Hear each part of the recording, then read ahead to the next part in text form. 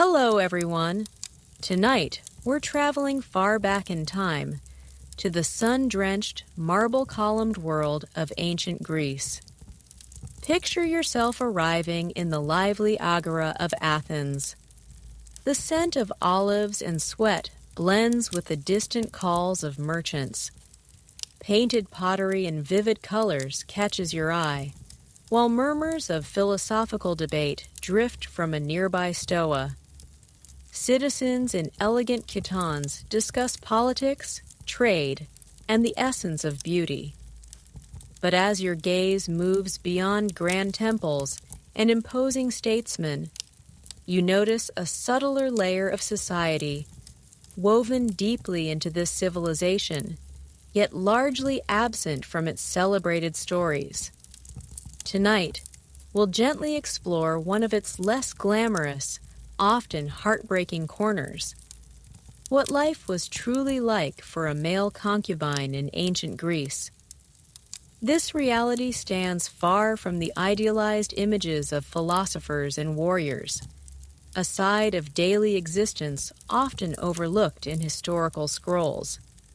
You might see an older man passionately debating ethics, unaware of the quiet, watchful young figure at his side. Someone you'll come to understand much better by the end of this journey. With modern sensibilities, you wouldn't last a day here, let alone in the place of someone so vulnerable. Before settling in, take a moment to like the video and subscribe, but only if you truly enjoy what I share. If you're listening, let me know where you are in the world and what time it is for you right now. Now, dim the lights. Perhaps turn on a fan for that soft background hum, and let's ease into tonight's journey together. You find yourself observing a complex social hierarchy where citizenship is everything and freedom a cherished privilege. The air buzzes with intellectual curiosity, yet also with unspoken rules and power dynamics. While grand philosophical ideas flourished, so did practices that feel utterly alien, even disturbing to us today. You might notice a wealthy Athenian citizen strolling through the market, accompanied by a younger, strikingly beautiful man. He is not an equal. A subtle difference in posture and gaze hints at their unequal standing.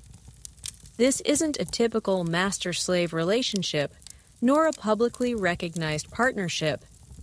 It exists in a strange, undefined space. A quiet detail you might miss at first. These relationships were often seen as status symbols, a subtle display of wealth and influence for the patron, much like owning fine art or a prized horse. Historians still debate whether the power dynamics were ever truly reciprocal, or if the guise of mentorship merely concealed deeper exploitation. You're beginning to see that the celebrated ideals of ancient Greece sometimes had a darker, more complicated underbelly.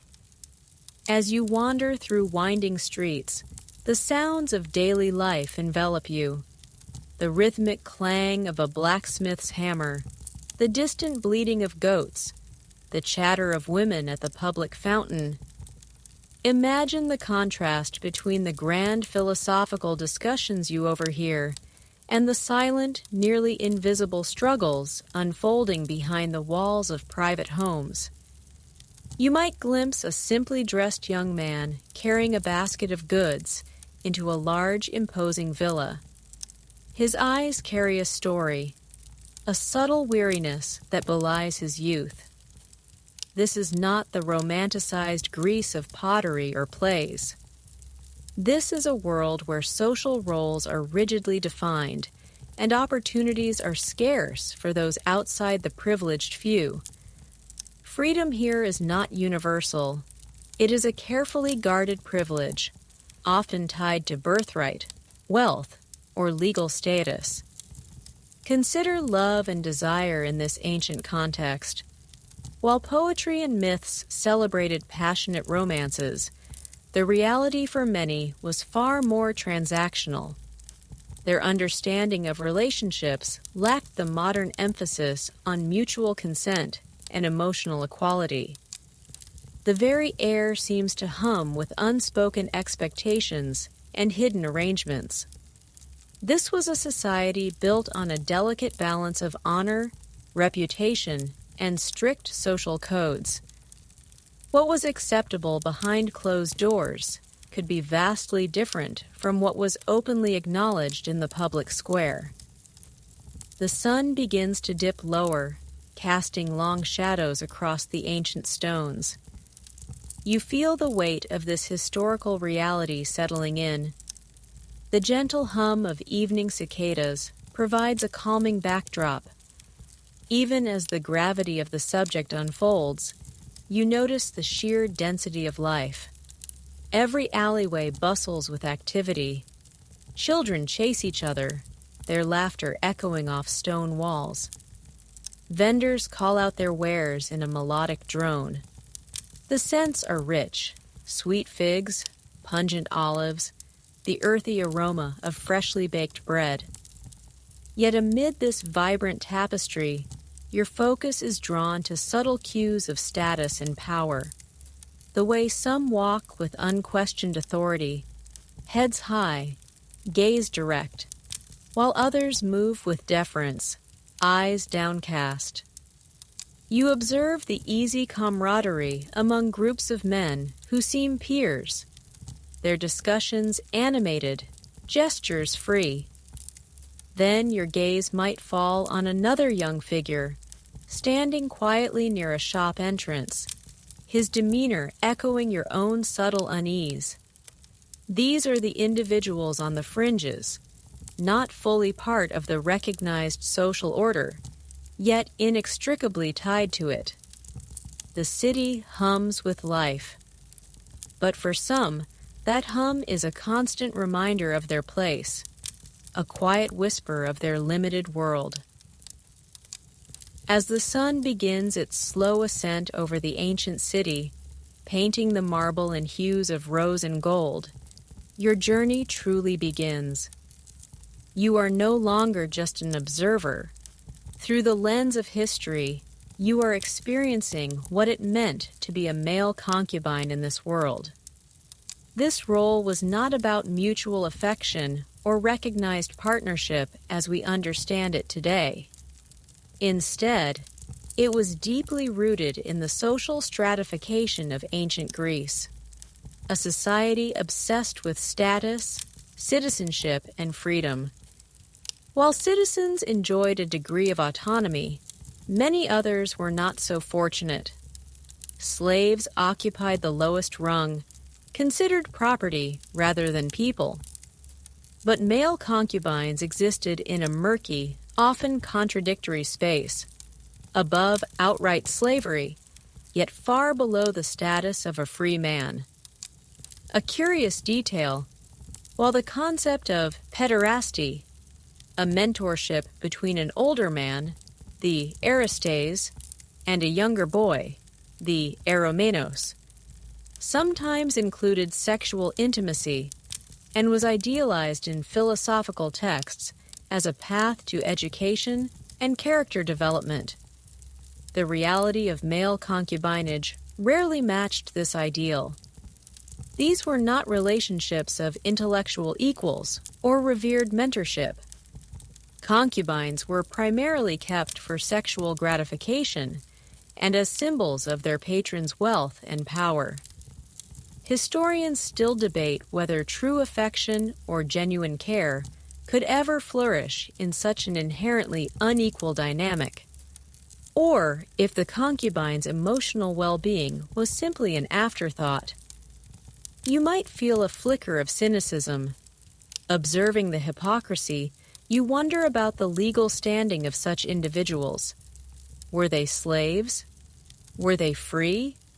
The answer is frustratingly fluid, depending heavily on individual circumstances. Most male concubines were either slaves acquired specifically for this purpose or freeborn but impoverished young men sold or forced into the role due to desperate economic circumstances. For a slave concubine, your body and time belonged entirely to your owner. You had no rights, no recourse, no hope of legal protection. For a freeborn male forced into concubinage, the situation was marginally different, perhaps allowing a theoretical claim to freedom, though rarely actionable.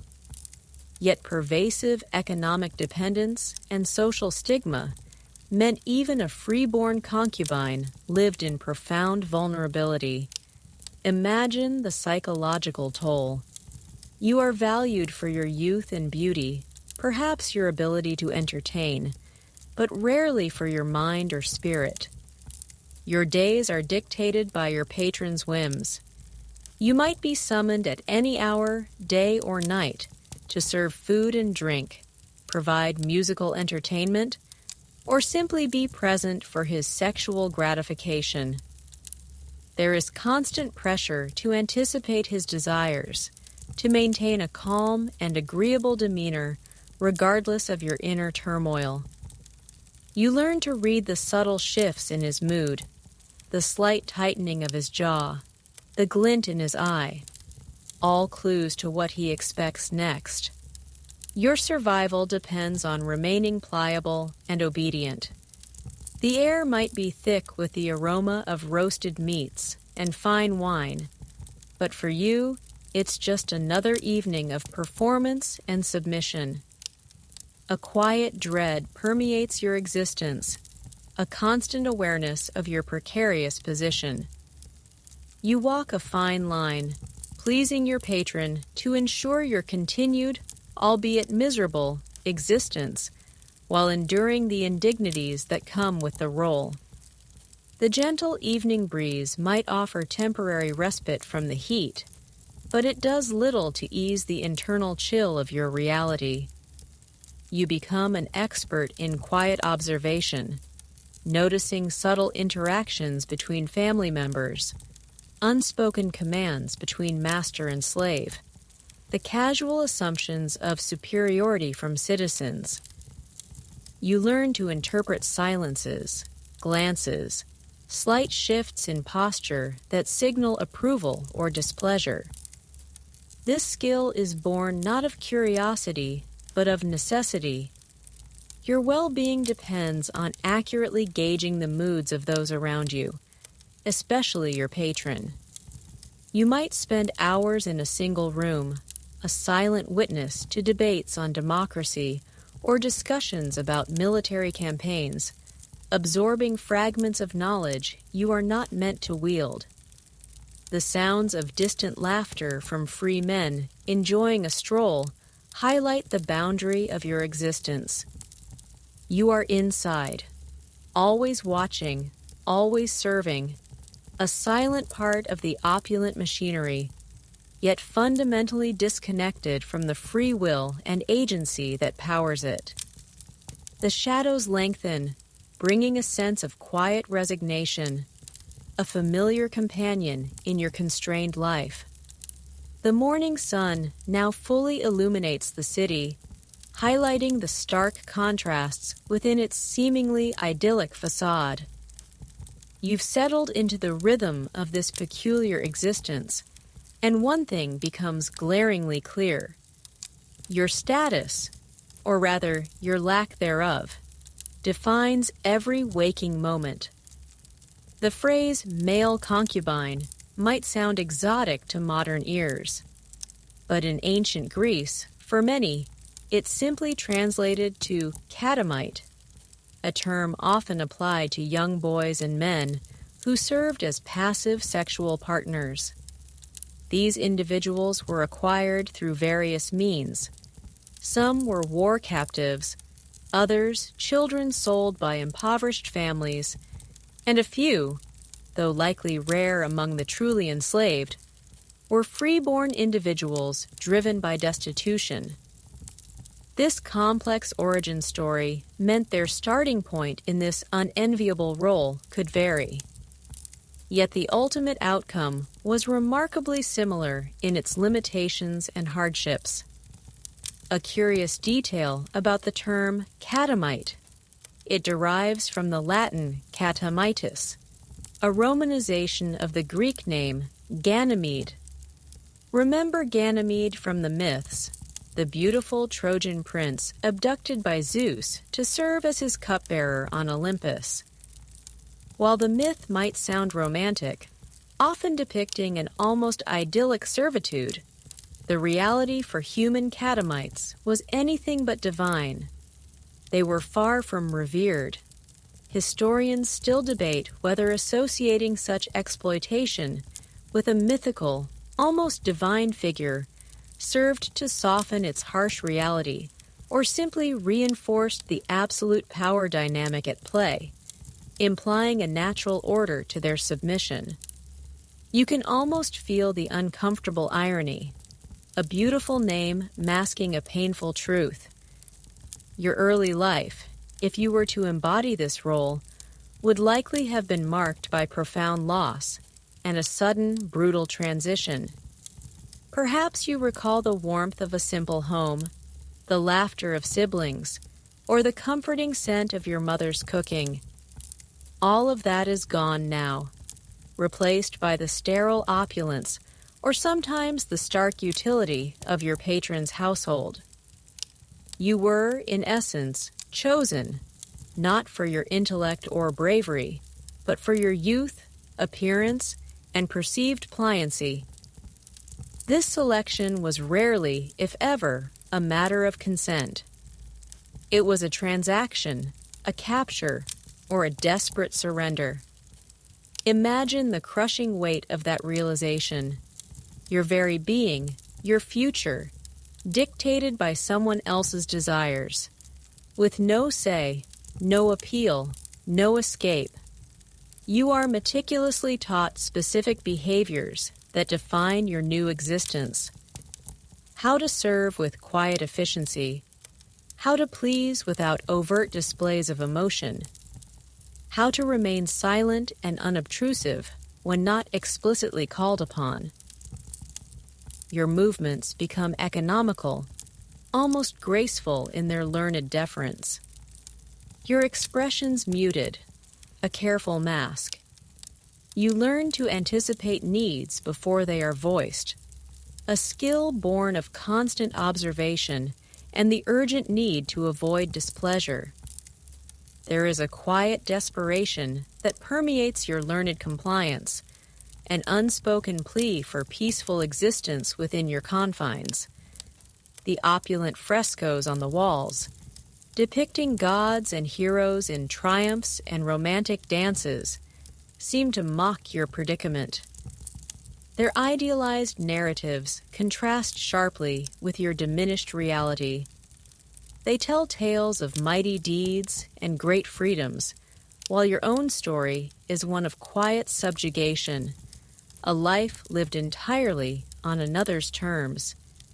You might even observe other household slaves, perhaps performing more strenuous tasks like grinding grain or hauling water, and wonder if their lot, despite its physical harshness, somehow offers more dignity than your own.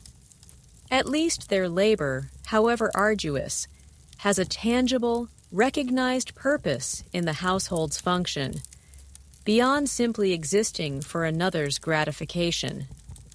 Their daily grind, while grueling, might feel less personally violating. The gentle rustle of olive leaves outside the window offers a fleeting moment of peace, quickly overshadowed by the ever-present awareness of your situation.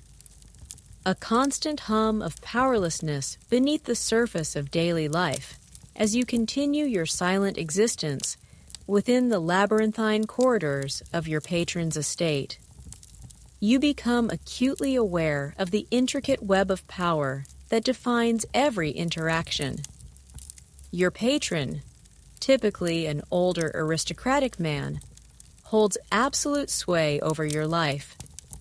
He is your Arestes, the older dominant partner in this arrangement, and you are his eromenos, the younger passive one. It was generally understood that these relationships, while often sexual, were framed in philosophical discourse as opportunities for the older man to impart wisdom and knowledge to the younger. However, the reality for a male concubine often fell far short of this idealized model. Instead of intellectual cultivation, your purpose was primarily one of service and gratification. A curious detail: while Greek society openly acknowledged many forms of same-sex relationships, particularly the pedagogical ones, those involving concubines were often spoken of in hushed tones or veiled in euphemisms. This was unlike the more celebrated, often public mentor-mentee pairings between free citizens, which were seen as contributing to the civic good. This subtle distinction highlights the underlying social discomfort with the concubine status, a kind of collective turning away from its less savory aspects. Historians still argue whether the philosophical justifications for pederasty were genuinely believed by all, or if they sometimes served as a convenient intellectual veneer for more exploitative practices, allowing the elite to rationalize their desires. You might feel a flicker of cynicism. Observing this hypocrisy from your silent vantage point, your days are structured around your patron's whims.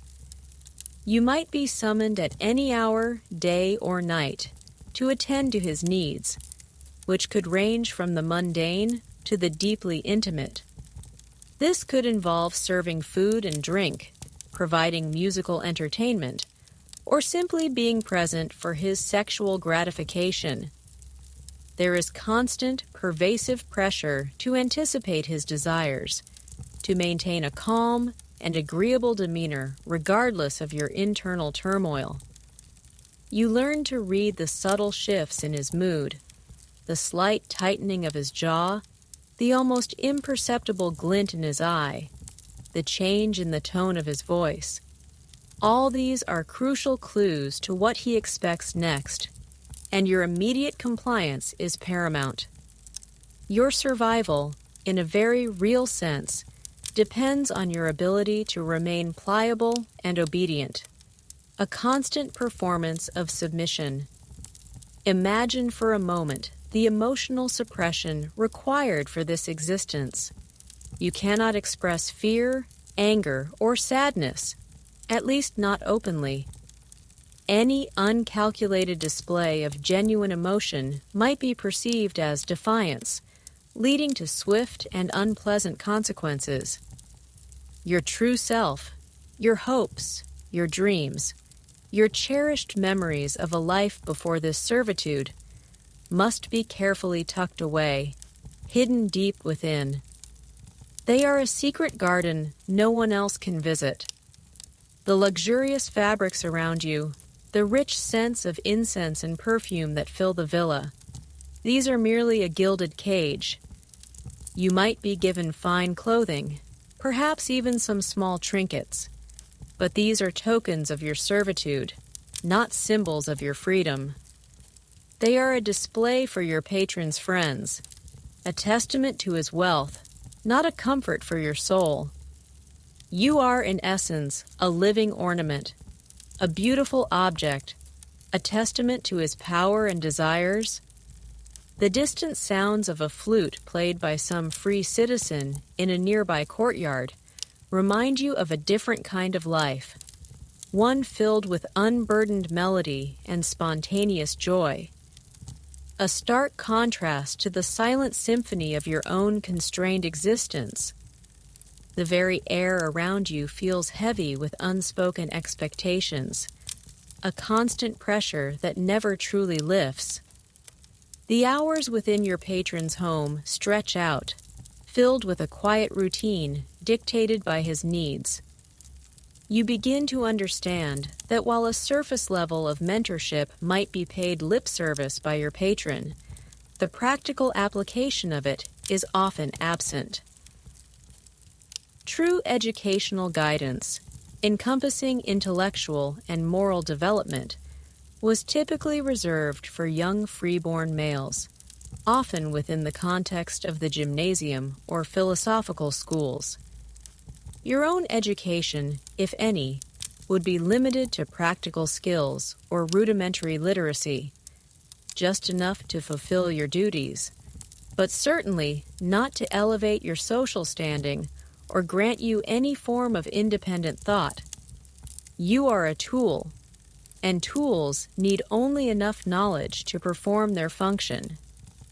A curious detail: sometimes concubines were expected to possess certain artistic talents, like playing a musical instrument, singing, or reciting poetry. Imagine mastering the lyre not for the pure joy of music or self-expression, but purely as another means to entertain your patron and his guests, to become another pleasing sound in the background of their lavish symposia. Your performances are not applauded for your artistry, but for how well they enhance the atmosphere for the free men present. Historians still argue whether these acquired skills offered any real personal enrichment or merely served to enhance the concubine's market value or appeal to their patron, making them a more desirable possession. You might feel a dull ache in your fingers from practicing, not from passion, but from the relentless grip of obligation.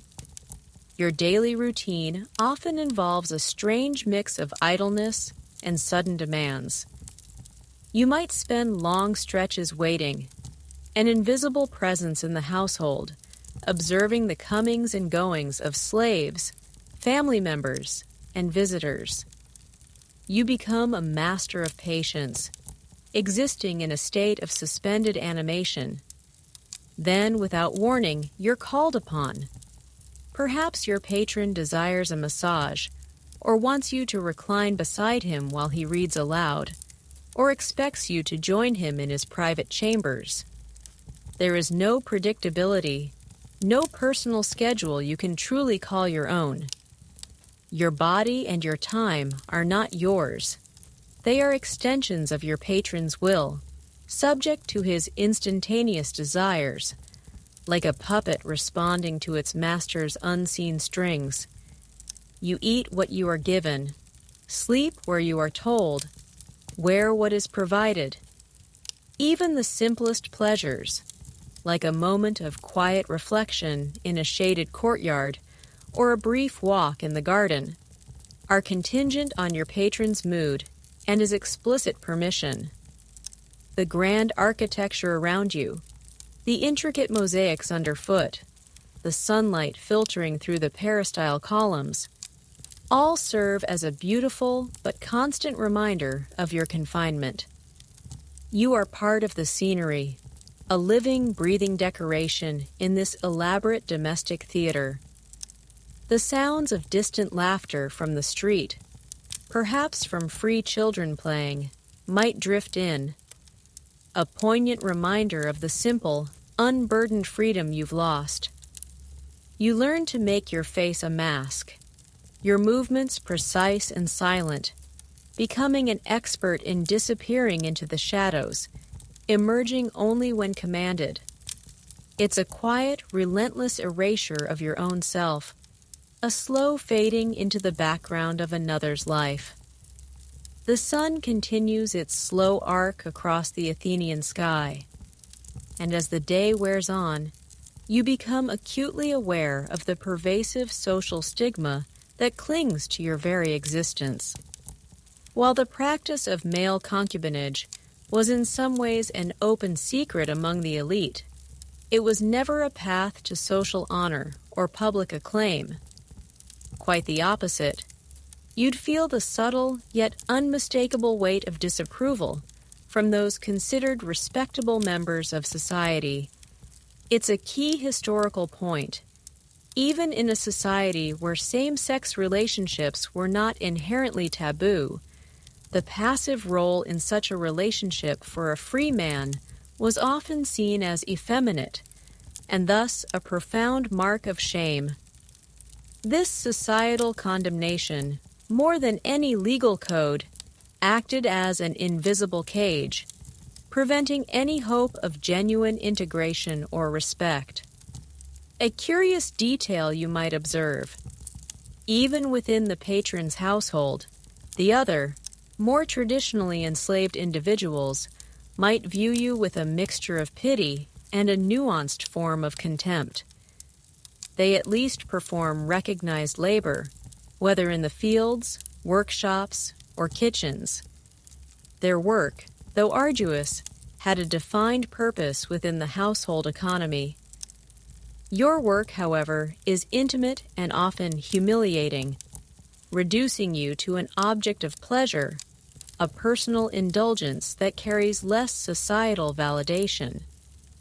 Historians still argue whether the deep-seated societal aversion to the passive male role contributed more to the concubines' misery than the actual legal limitations they faced, creating an internal and external landscape of disdain.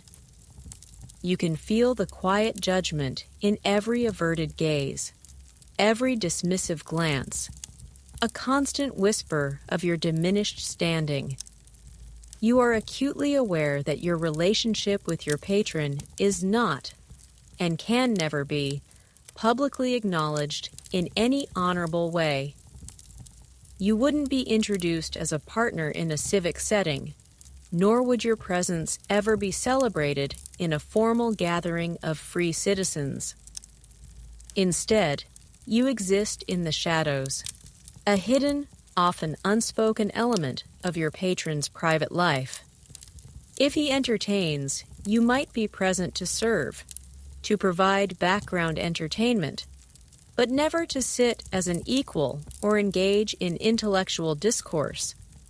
You are a commodity, an extension of his private desires, rather than a person with inherent worth or recognized social identity. This distinction is paramount, always placing you outside the circle of valued individuals. Imagine the constant self-awareness of this low status. Every time you step outside the confines of the house, perhaps on an errand for your patron, you move with a subtle hunch, a guardedness in your eyes, a conscious effort to blend into the background. You learn to make yourself small, invisible to the casual passerby, lest their recognition bring further shame not only to you, but potentially to your patron. If he were to be associated too openly with such a stigmatized figure, the beautiful Greek sculptures you might glimpse in public spaces, celebrating the idealized male form in athletic and heroic poses, serve as a cruel contrast to your own diminished reality. You are not a warrior, not a philosopher, not a citizen. You are simply his. This constant sense of being less than is an insidious poison, slowly eroding any sense of self-worth you might once have possessed, leaving behind a hollow echo of your former self. The bustling sounds of the city, once a source of wonder, now seem to amplify your isolation. A loud reminder of the vibrant life from which you are fundamentally excluded. As your days unfold, the lack of any formal legal status becomes a suffocating reality. You are effectively without rights in a society that prides itself on its laws and civic structures. It's a cruel twist of fate that while ancient Greek law could be incredibly detailed and sophisticated, offering protections to citizens, and even to a limited extent to some categories of slaves with specific roles, it offered almost none for a male concubine. If your patron chose to mistreat you, or even to inflict severe harm, you had virtually no recourse, no avenue for justice, no hope of legal redress. Your existence was, In a legal sense, a blank page. A curious detail you might discover: while harming a free person could carry severe penalties, sometimes even death in certain city-states, the same rules simply did not apply to you. Your body was not legally considered inviolable in the same way. You were not seen as a person in the legal sense that mattered for such protections, but rather as property or at best an appendage of your patron. Historians still argue whether this legal void was an oversight, a deliberate omission designed to maintain the absolute power of the patron and to prevent any challenge to the social order, or a simple reflection of a society that couldn't quite categorize you. You feel the cold dread of this reality, a constant awareness that your physical well-being is entirely at the mercy of another's whim. There's no one to appeal to, no magistrate to petition, no family to offer protection, for you are likely cut off from your own. Imagine a scenario where your patron, perhaps in a fit of pique or drunken rage during a symposium, strikes you. You might instinctively flinch, but you know better than to resist or even cry out too loudly. A bruised eye, a cut lip, or a broken tooth is simply something you endure, perhaps hiding it as best you can from others in the household, lest it displease your patron further. There would be no consequences for your patron, no legal repercussions, no public outcry. Your body, in essence, is not your own. It is an extension of his will, a plaything to be used and discarded as he sees fit.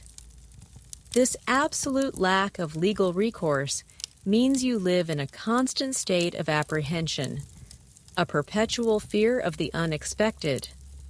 Every interaction with your patron, no matter how benign, carries an unspoken threat, a chilling reminder of his power and your utter helplessness. Even the smallest gestures of kindness from your patron, if they occur, serve only to highlight your dependence. A new tunic, a slightly larger portion of food during a meal, a moment of seemingly unguarded conversation.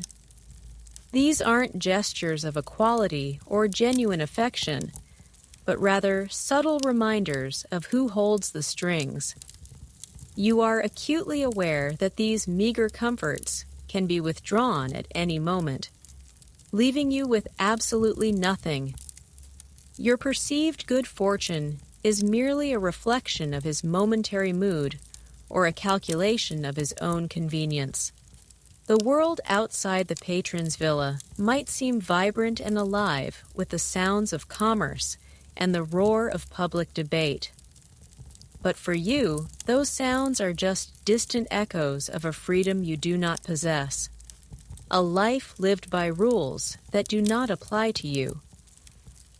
The soft glow of oil lamps begins to cast long, dancing shadows on the walls of your small quarters, and you find yourself wishing for the quiet oblivion of sleep, a brief escape from the day's anxieties and the ever-present threat of your vulnerable reality.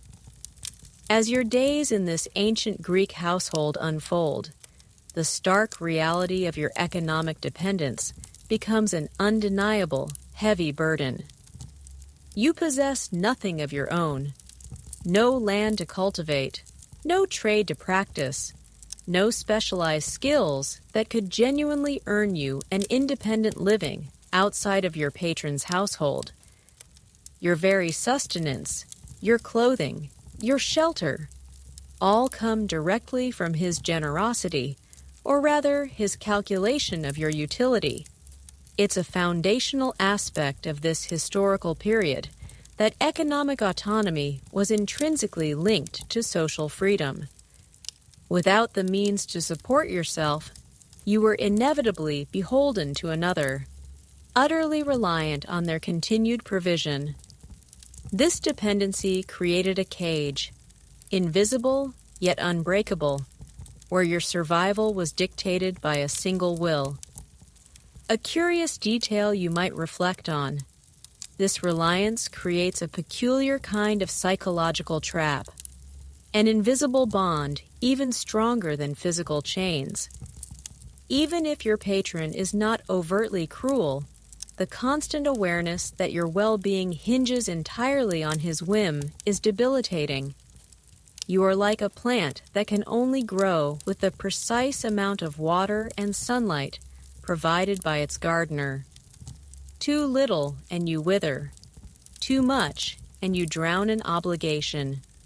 Historians still argue whether the economic leverage held by patrons was a more effective tool of control than outright physical coercion, subtly crushing the spirit without leaving visible marks, creating a deeper, more insidious form of servitude.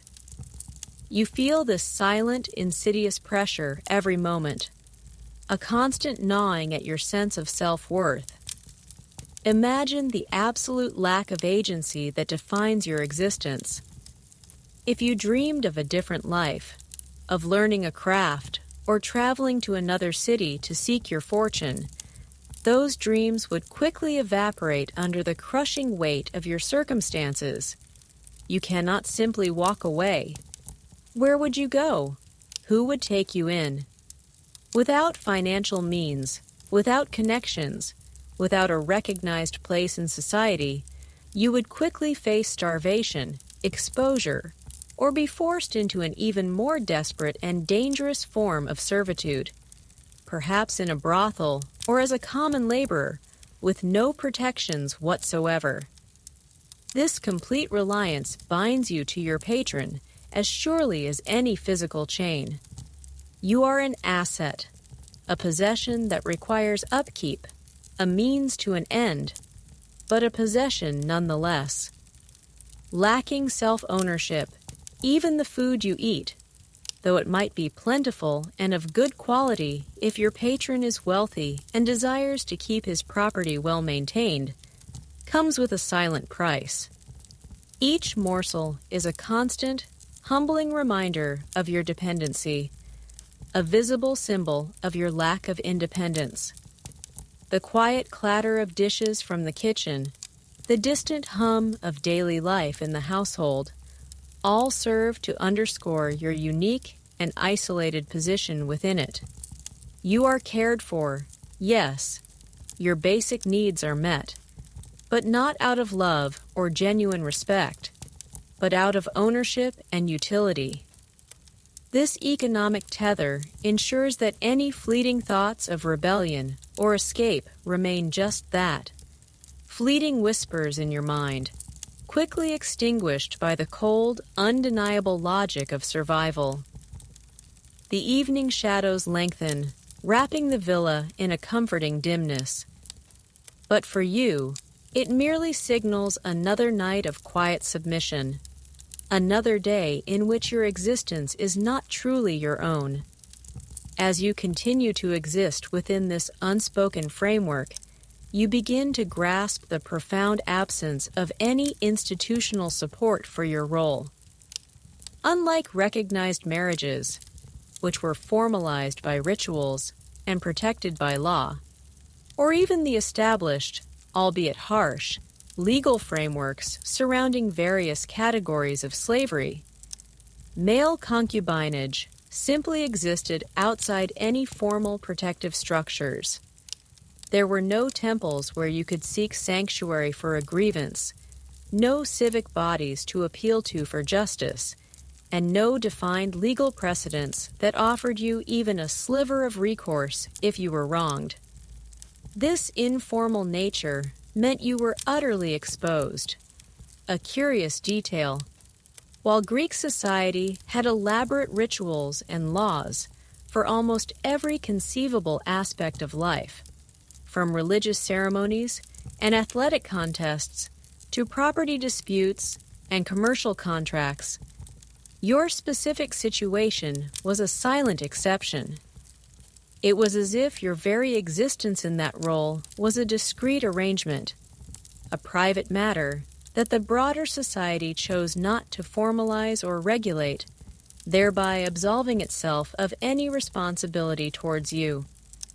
Historians still argue whether this lack of formal structure made the concubines' position even more vulnerable, leaving them entirely at the mercy of individual patrons without any societal safety net to fall back on.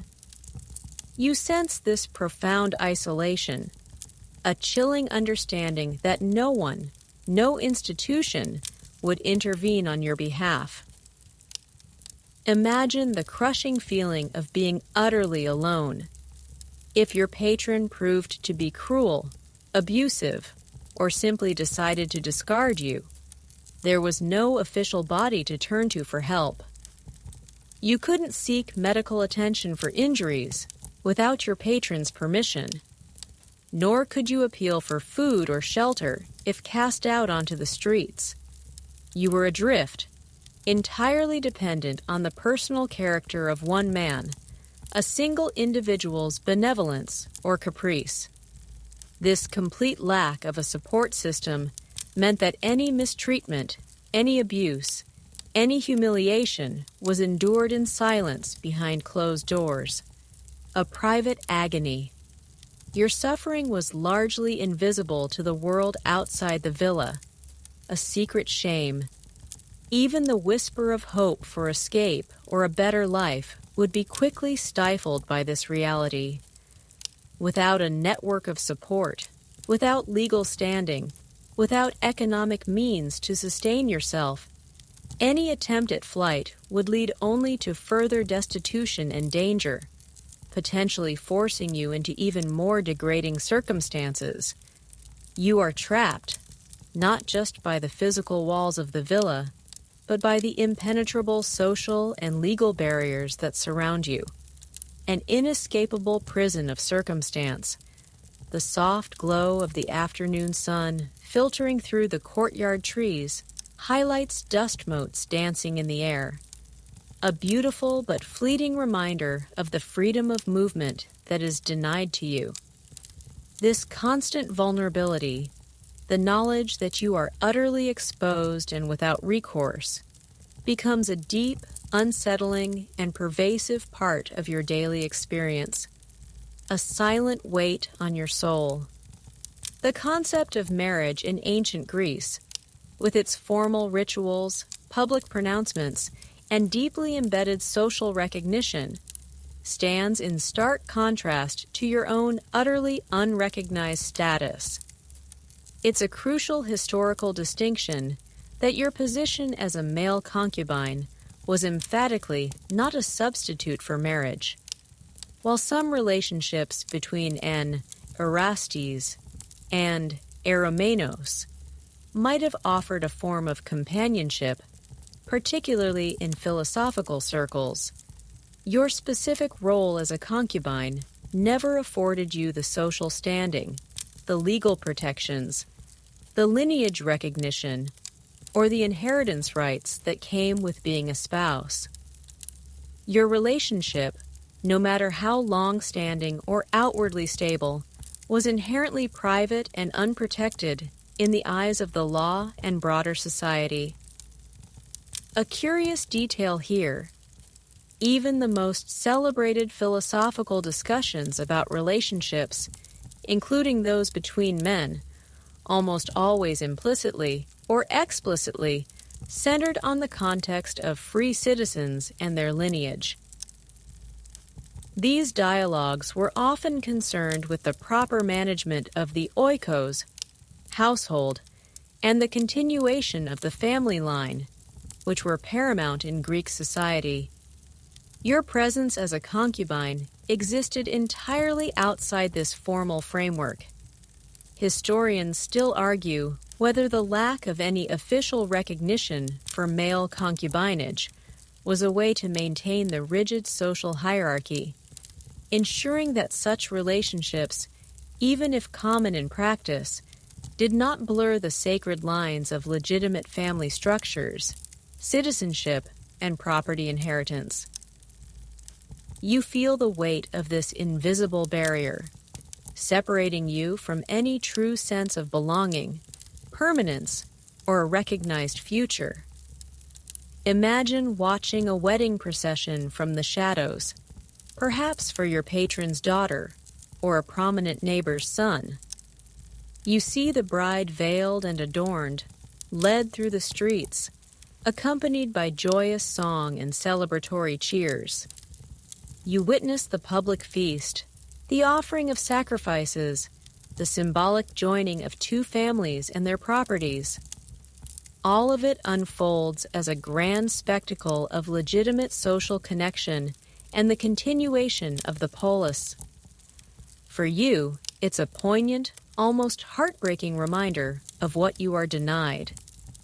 You can never stand in that position of honor, never have your union acknowledged by the community, never participate in the rituals that confer legitimacy. You can never raise children who would bear your name and inherit your social standing. For even if you fathered children, they would not be recognized as yours in a legal sense, belonging instead to their mother's household or a patron. Your relationships are by their very nature transient and ultimately disposable in the eyes of society. This absence of formal recognition extends beyond mere ceremony. It has profoundly practical and often devastating consequences. It means that if your patron were to die, you would likely be left with nothing. No claim to his estate, no legal provisions for your future, no family network to support you.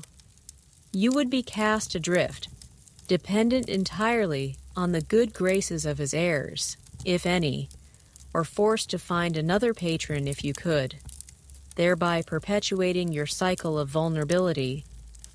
This inherent instability, this constant threat of being rendered destitute and without purpose, is a constant, gnawing anxiety that underpins your daily life.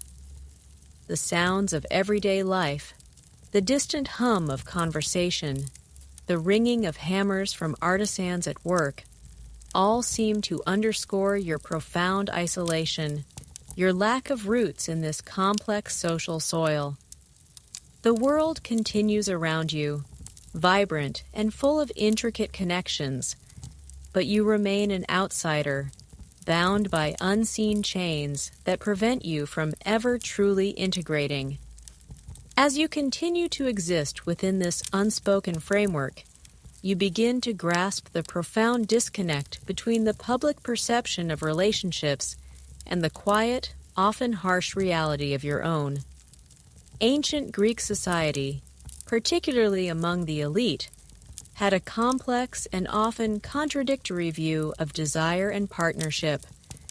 While philosophical ideals might extol virtues and intellectual bonds in some male relationships, your situation as a concubine was rarely viewed through such a gilded lens.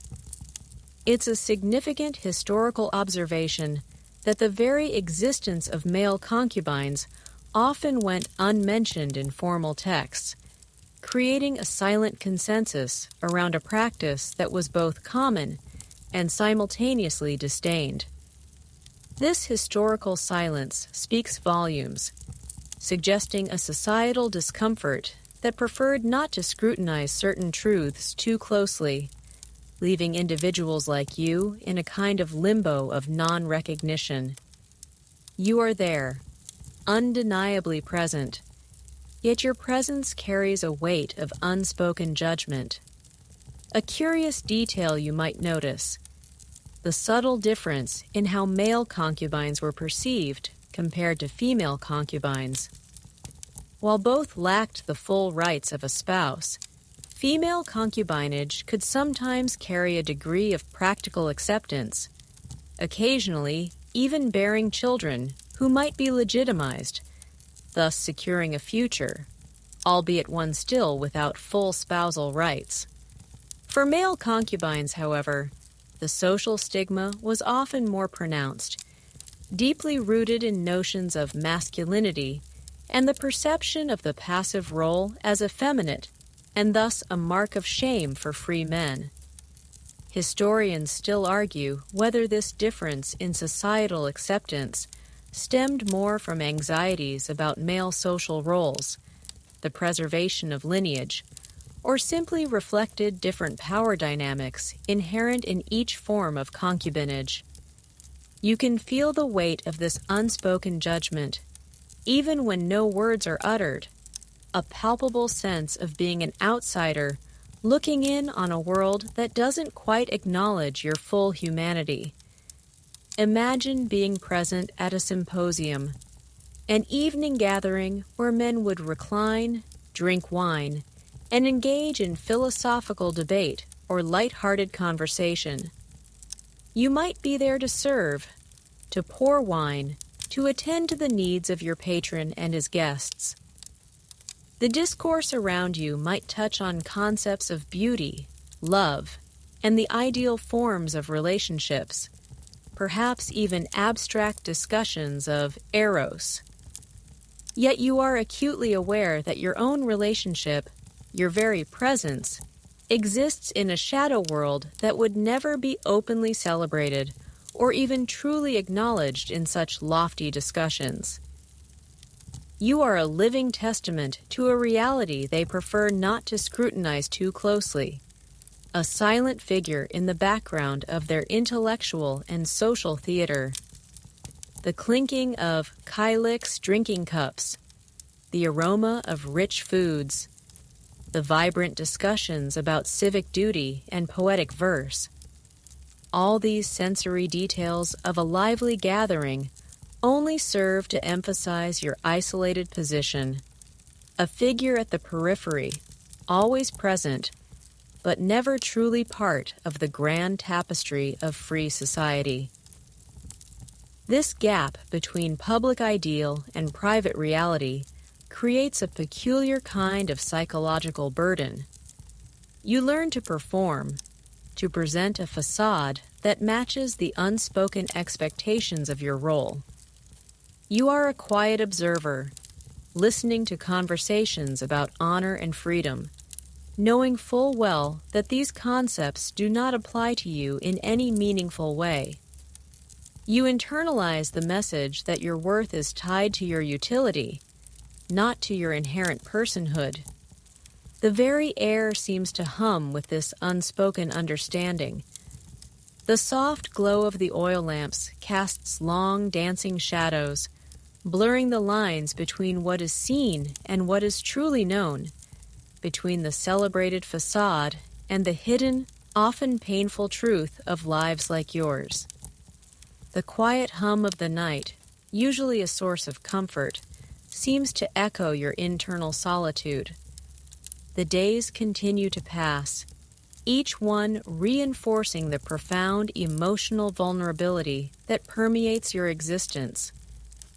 In a relationship where your worth is tied primarily to physical gratification and obedience, genuine emotional connection becomes a luxury you cannot afford, and one your patron may not even consider offering.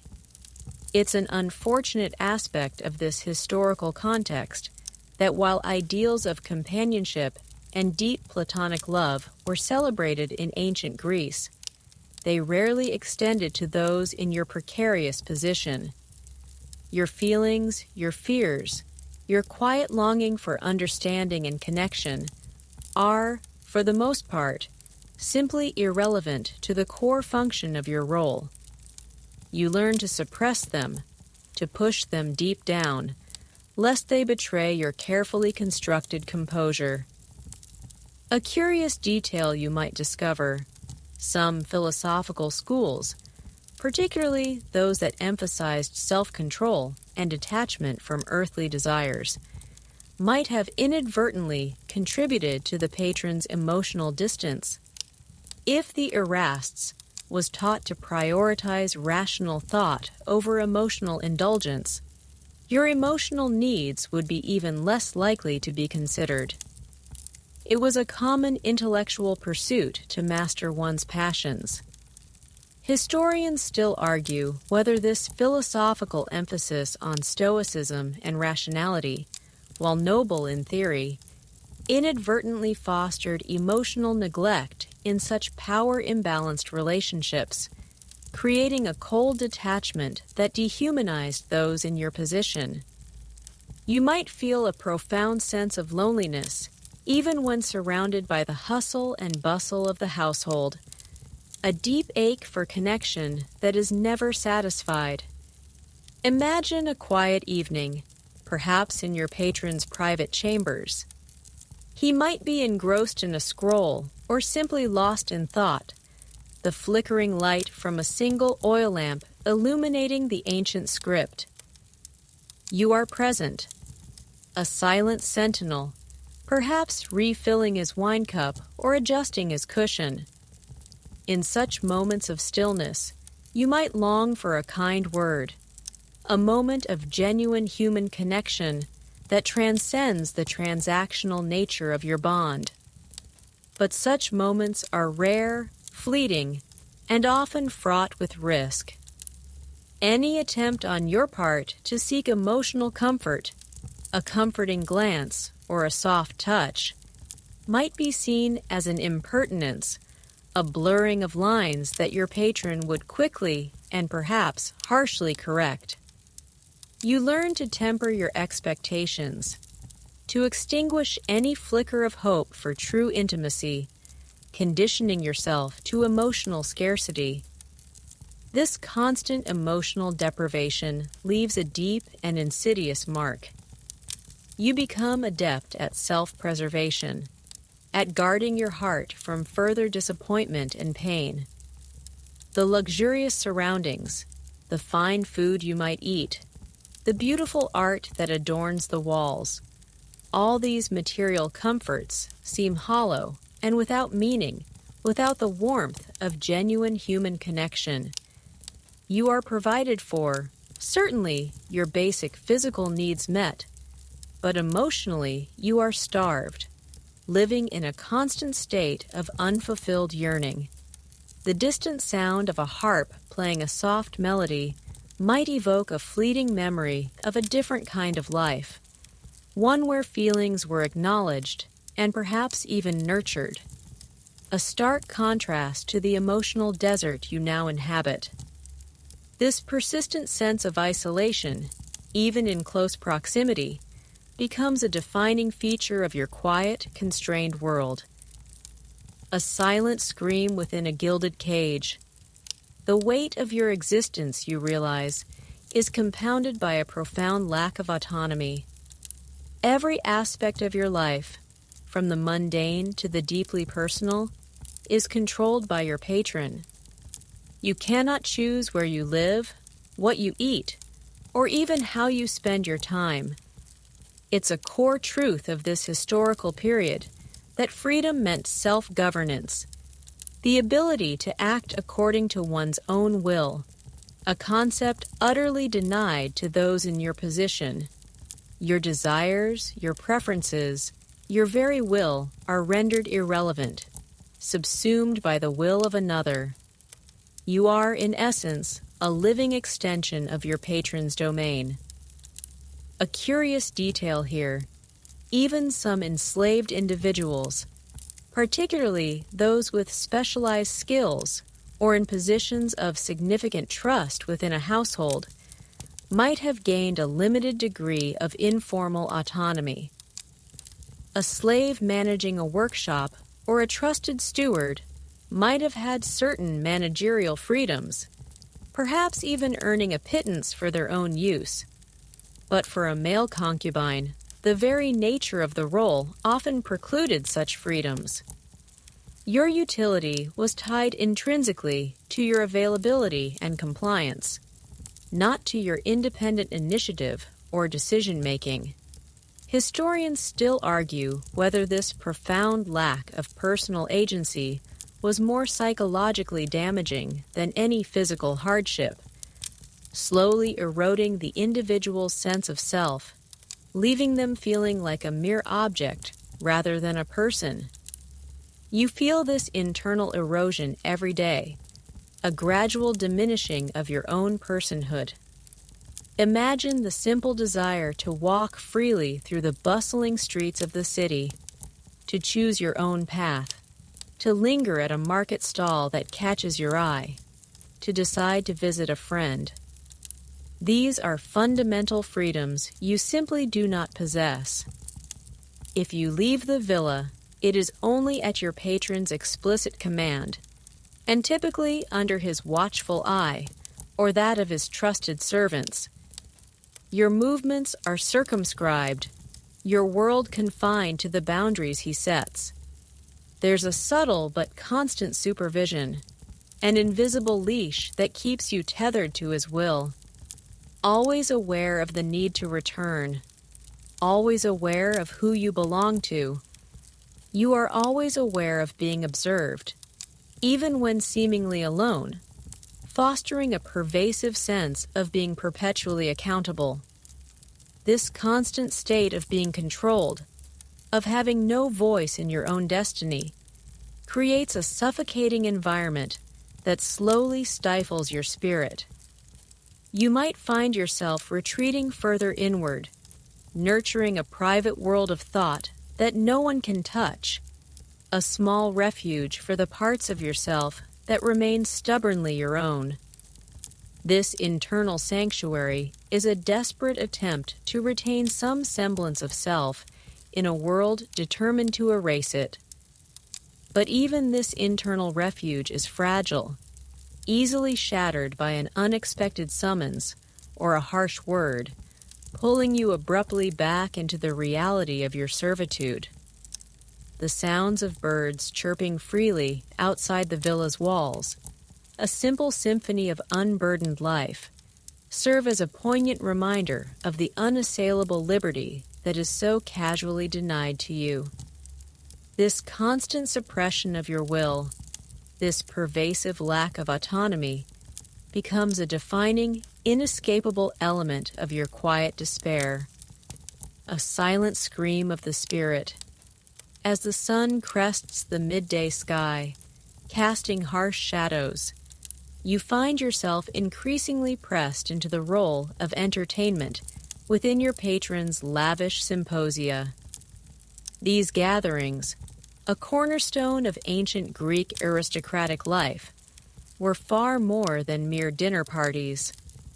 They were intellectual salons, drinking bouts, and social showcases all rolled into one, designed to display the patron's wealth, taste, and intellectual prowess.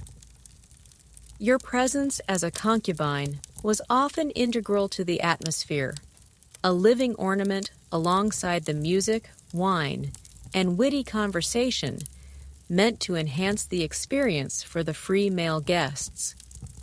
It's a fundamental aspect of historical understanding that the entertainment provided at these events was diverse, ranging from philosophical discourse and poetry recitation to more base forms of amusement and sexual gratification.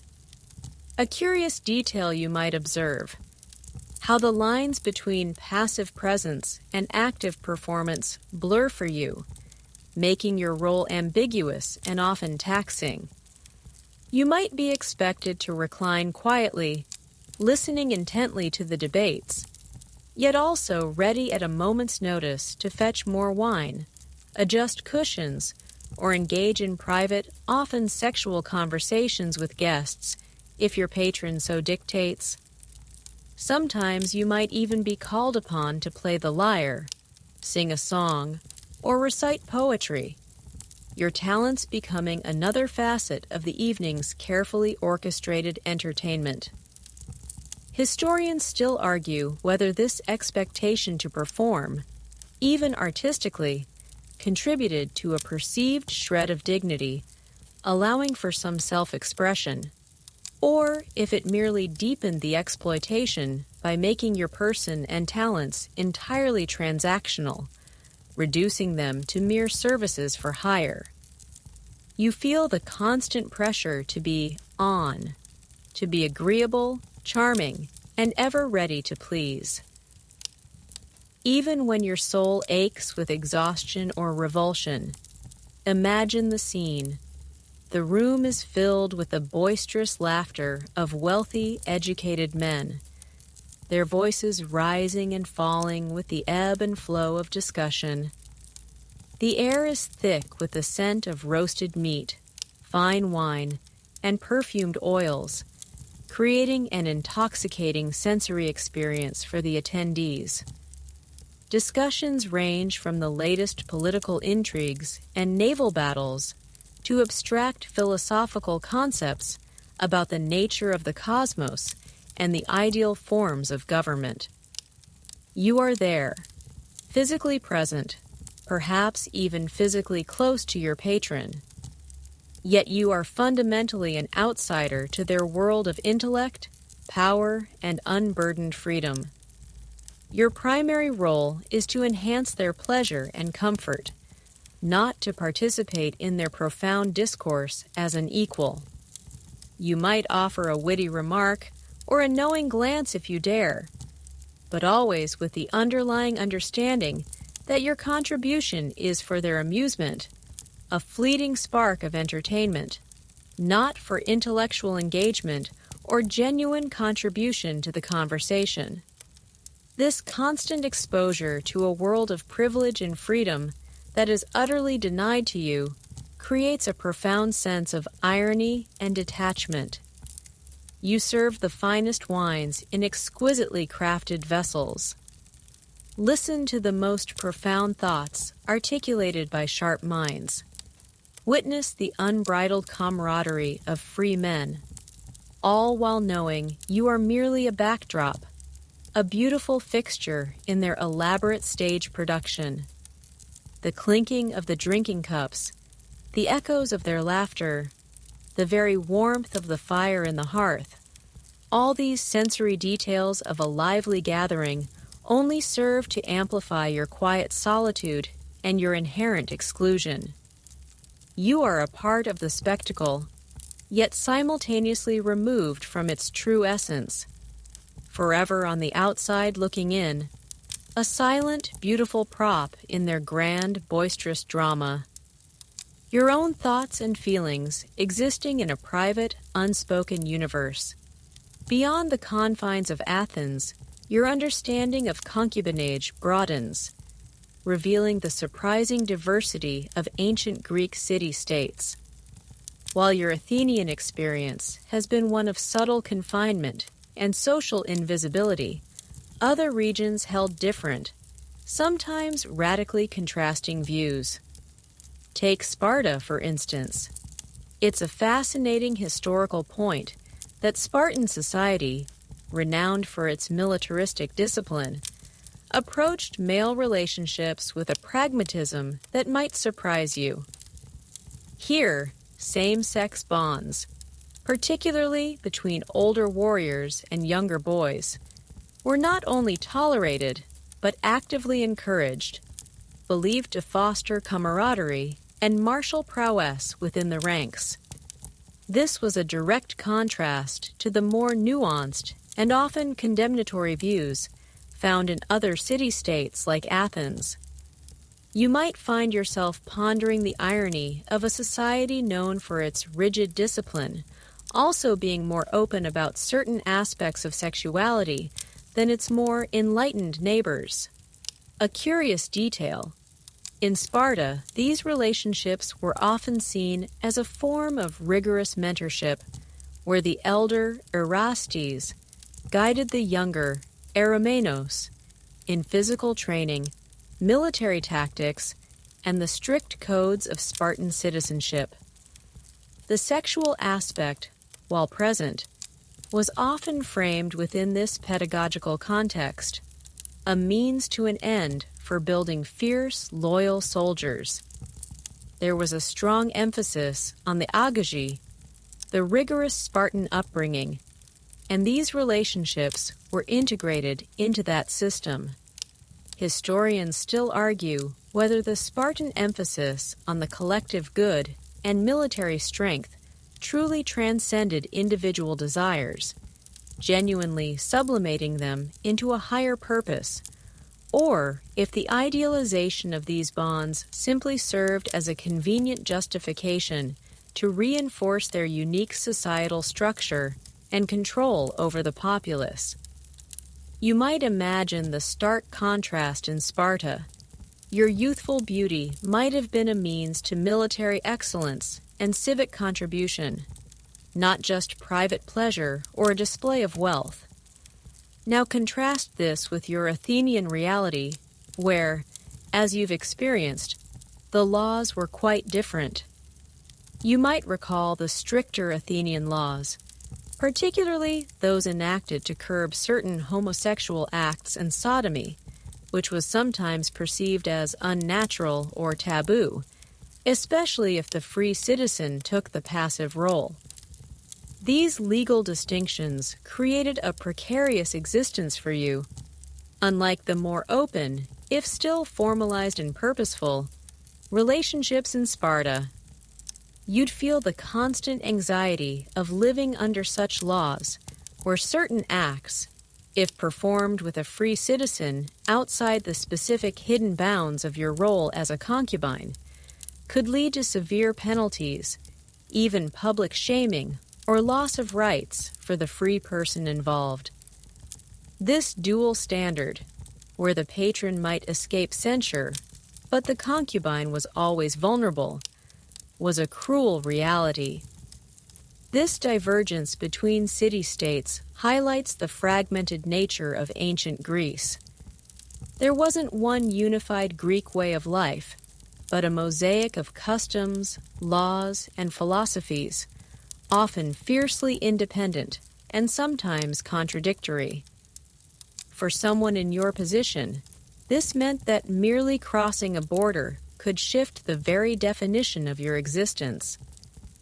In Athens, you were largely hidden, a discrete part of a wealthy man's private life, existing in a gray area of social and legal ambiguity.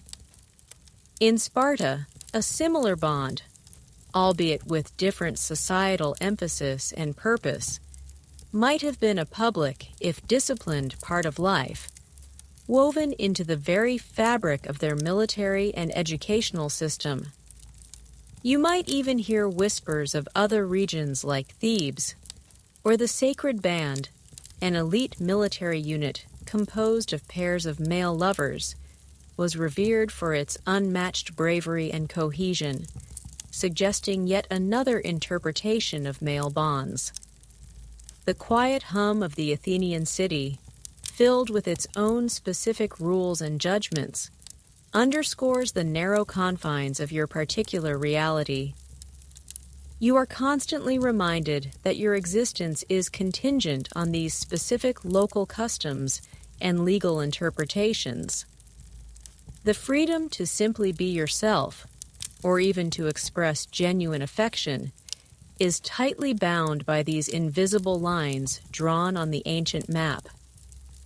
The gentle breeze carries the scent of pine and distant sea, but it does little to dispel the heavy atmosphere of a life lived under the shadow of societal and legal constraints unique to your immediate surroundings. The serene backdrop of ancient Greece, with its marble temples and philosophical debates, often masks a grim underlying truth for individuals like yourself. Sexual assault and forced intercourse were pervasive realities, carried out with chilling impunity by those in power.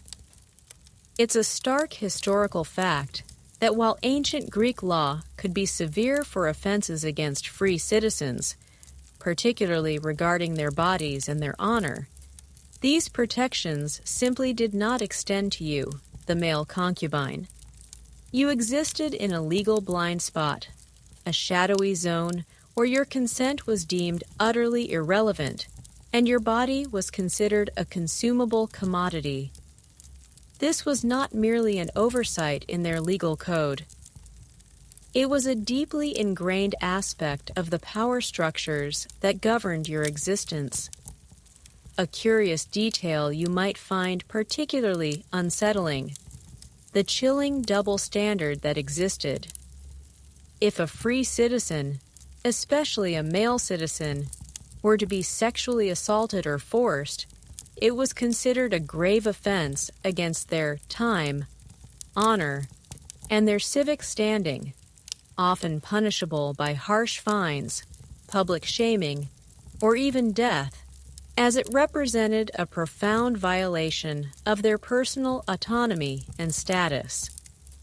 Yet for a concubine, such acts by a patron or his privileged guests were largely outside the purview of the law. You were considered to be in a state of perpetual minority or non-personhood in this specific context.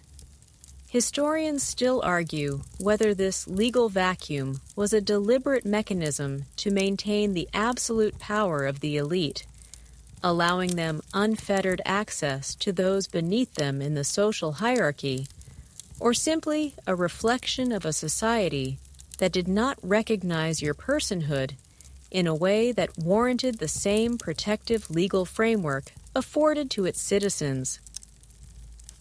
You feel the cold dread of this reality, a constant sickening awareness that your body is not your own and its use is dictated entirely by another's desire.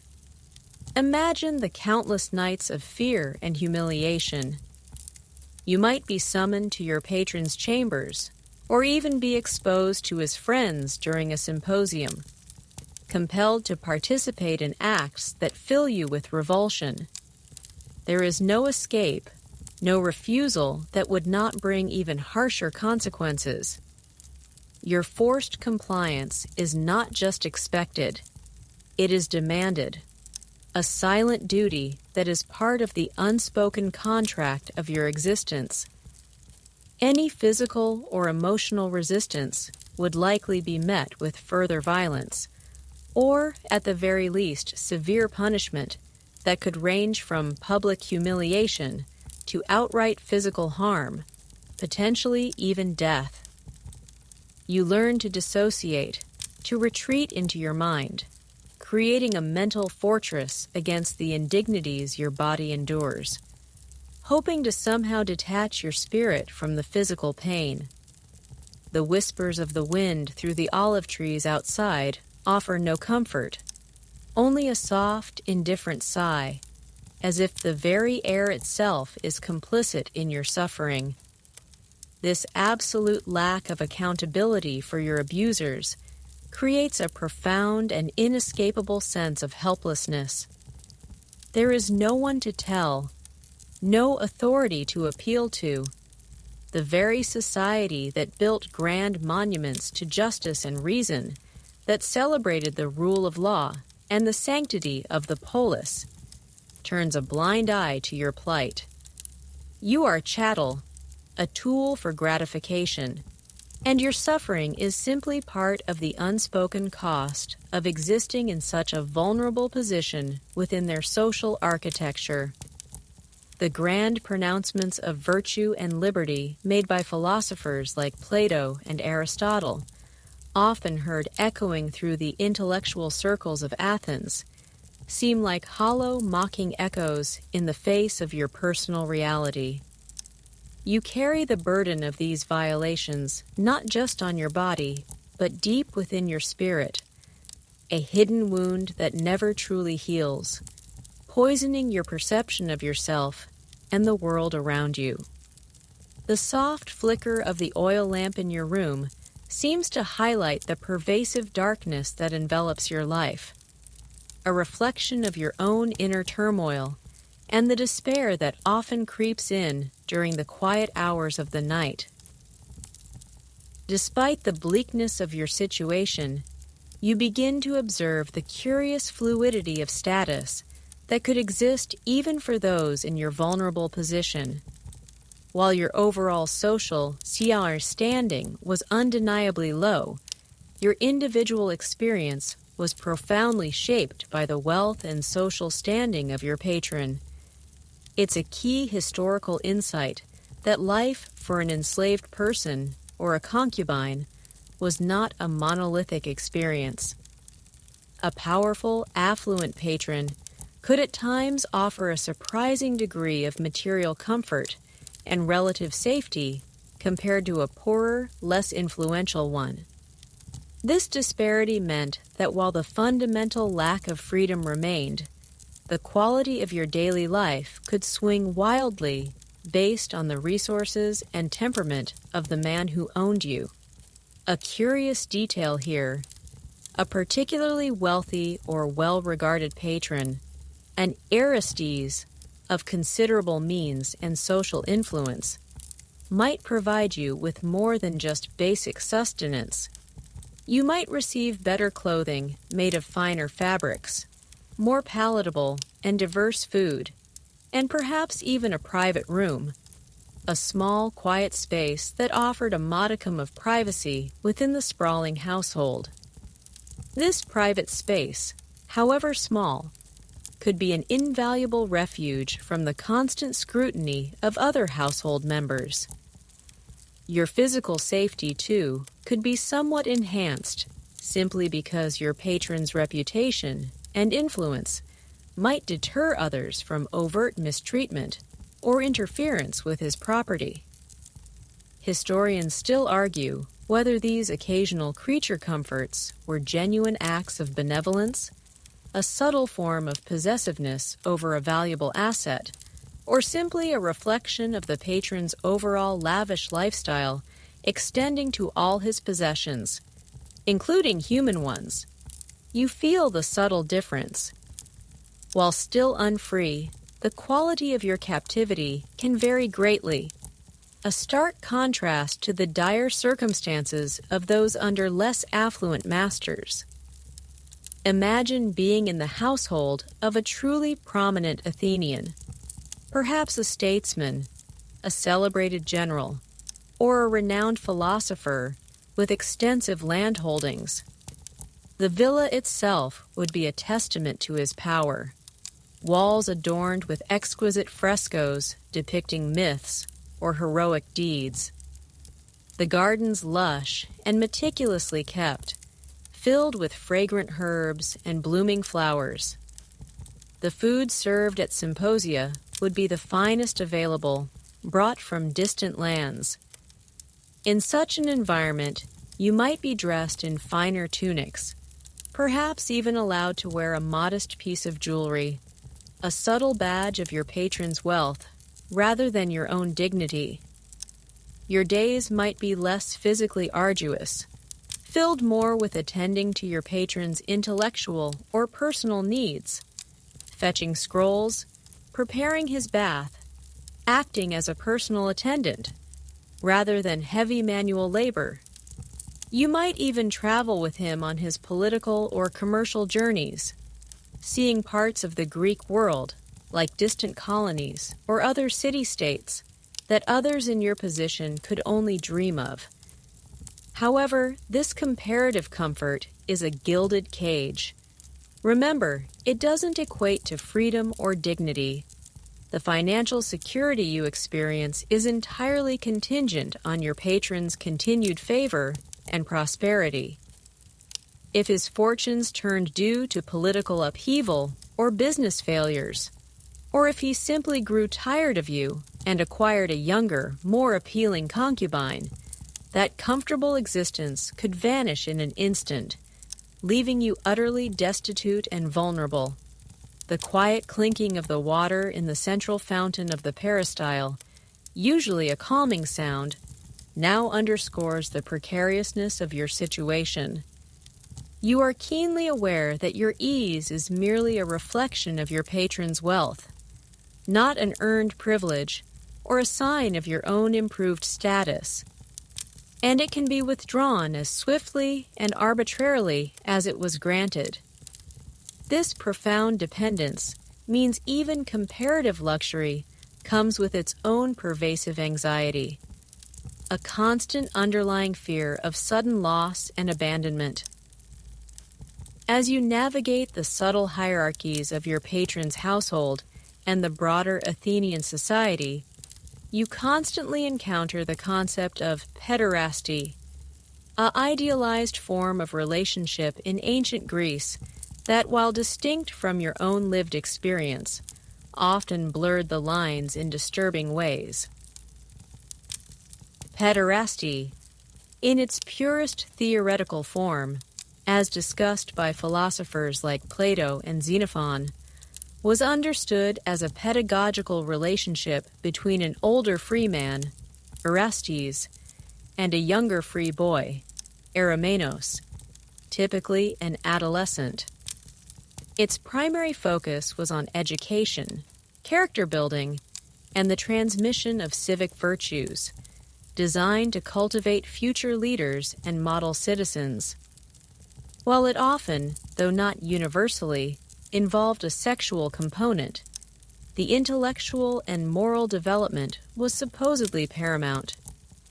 It's a crucial historical distinction that this was primarily a practice among citizens intended to cultivate future leaders, not to exploit the vulnerable. A curious detail, while many philosophical texts praised pederasty as a noble pursuit, emphasizing the Orestes' role as a mentor and the Eromenos' active pursuit of arete, excellence, and wisdom, the reality of male concubinage often inverted this ideal entirely. For you, the mentorship was superficial, if it existed at all, consisting more of instructions on service than intellectual guidance. Your excellence was judged primarily by your compliance, physical appeal, and ability to satisfy your patron's desires, not by your moral or intellectual growth. Historians still argue whether the philosophical ideal of pederasty served as a genuine aspiration for many Greeks, or if it was sometimes used as a convenient rhetorical device to legitimize or even romanticize inherent power imbalances, inadvertently contributing to the acceptance of exploitative relationships like yours, by providing a veneer of intellectual respectability. You feel the sharp sting of this theoretical perfection clashing so violently with your harsh, transactional reality. Imagine overhearing a conversation during a symposium where your patron and his friends discuss the virtues of a young Eromenos, perhaps a son of a fellow citizen. They praise his intelligence, his athletic prowess, and his promising future as a citizen. Speaking of Eros being a pathway to wisdom, a means of shaping a young man into a responsible and virtuous member of the polises, they might wax lyrical about the beauty of the soul and its connection to physical beauty. You might serve them wine during this discussion, your presence unnoticed as the profound irony washes over you. Your own relationship with your patron, while physically similar in some aspects to those described, lacks any such elevating or ennobling purpose. You are not being sculpted into a citizen. You are being consumed, your youth and body serving another's pleasure and status without any reciprocal benefit to your character or future. This constant exposure to the idealized version of male relationships while living the stark, utilitarian reality of your own creates a profound sense of otherness and bitter disillusionment. You are not learning rhetoric or civic duties. You are learning obedience, subservience, and the art of self-effacement. The discussions of Eros as a divine force, of love as a motivator for noble deeds and intellectual pursuit, seem utterly foreign to your own transactional existence, where your worth is measured only by your immediate usefulness. The sounds of the symposium, once a cacophony of voices, now seem to separate into distinct streams. The elevated discussions of the free, articulate citizens and the silent, unspoken truth of your own personal servitude. A reality that exists just beneath the surface of their refined world. The moonlight filtering through the windows seems to illuminate this profound divide, casting you firmly into the shadows of the unacknowledged and the unidealized. Beyond the philosophical ideals of pederasty, you confront the harsh reality of how male concubines were perceived in terms of their physical appearance and expected dress. Unlike the free eromenoi, who might be admired for their athletic build or natural beauty, your aesthetic was carefully cultivated and controlled by your patron. It's a crucial historical point that your body was not entirely your own, but a part of your patron's display of wealth and taste, and therefore its presentation was rigorously managed. A curious detail here: while free Greek men typically wore simple, practical tunics and cloaks, often favoring a more rugged or natural appearance that emphasized their citizenship and participation in military life, your attire might be markedly different. You might be dressed in softer, more brightly colored fabrics, perhaps with subtle adornments or perfumes that would be considered effeminate or ostentatious for a citizen. This deliberate difference in dress served multiple purposes. It could enhance your appeal to your patron and his guests, mark you as a luxury item, and, perhaps most importantly, visibly differentiate you from free men, reinforcing your lower, non-citizen status. Historians still argue whether this distinctive dress was primarily for aesthetic pleasure or for social demarcation. You feel the subtle discomfort of being adorned, knowing that each piece of fabric, each scent is not for your comfort or self-expression, but for the pleasure and projection of your patron's identity and power. Imagine standing silently in a room, perhaps at a symposium, dressed in a light, finely woven chiton that drapes gracefully, subtly accentuating your form. Your hair might be styled in longer locks, perhaps even perfumed and intricately arranged in a way that is distinctly different from the short, practical cuts favored by the free men around you. You are a living aesthetic, a part of the visual and sensory experience for your patron and his guests.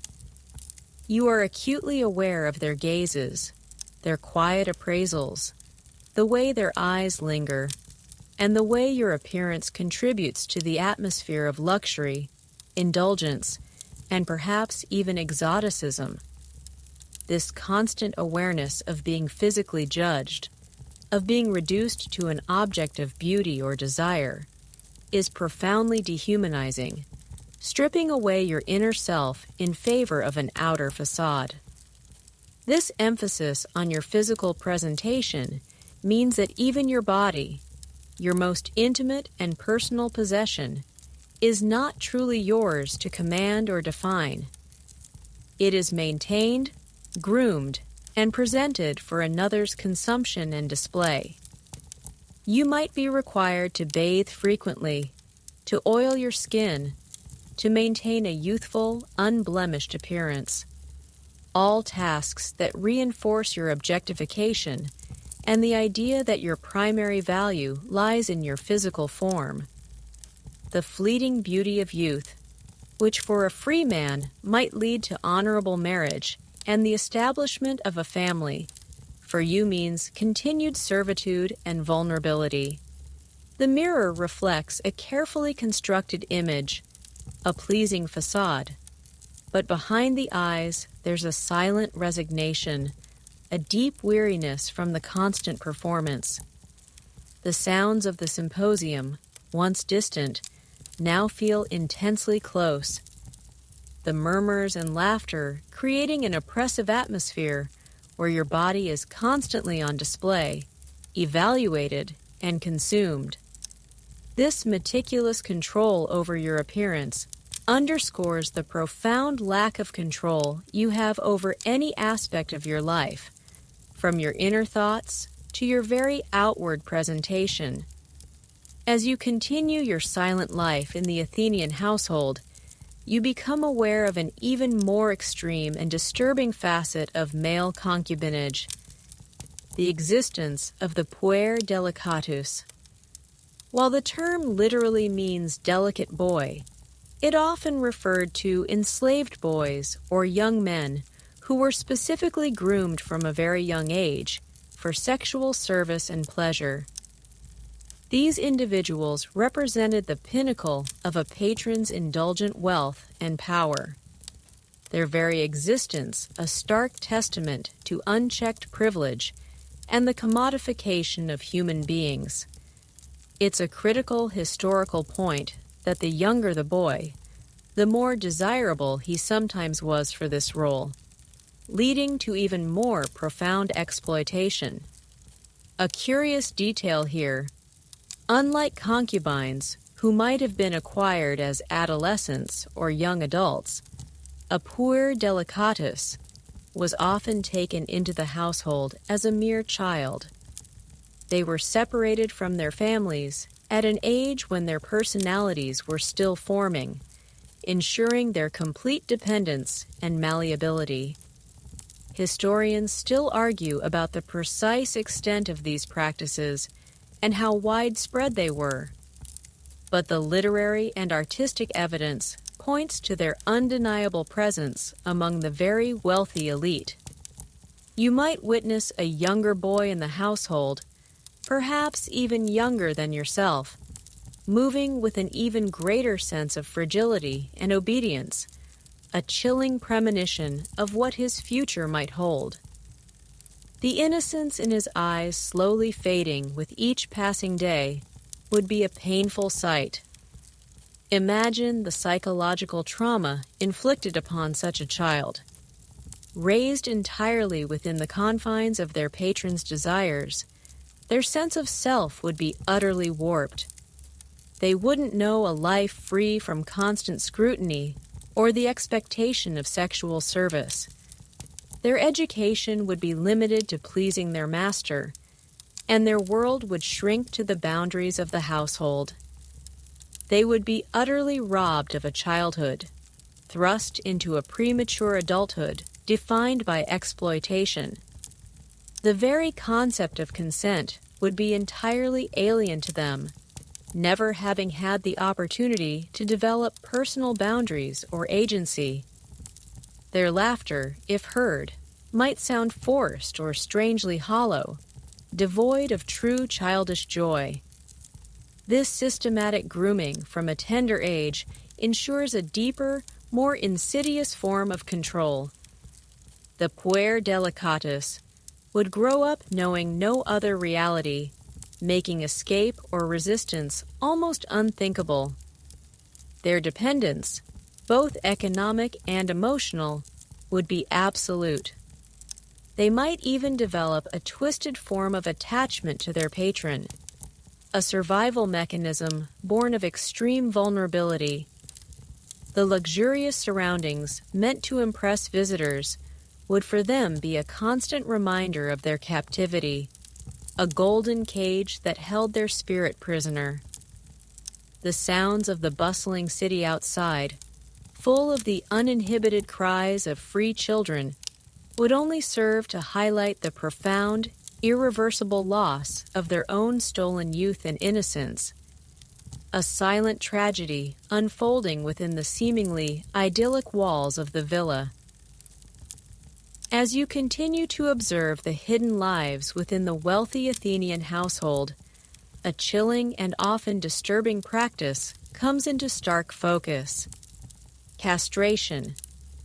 While not universal or always explicitly documented for every concubine, it was a known and horrifying reality for some, particularly those destined for long-term service as pueri delicati or highly prized household servants.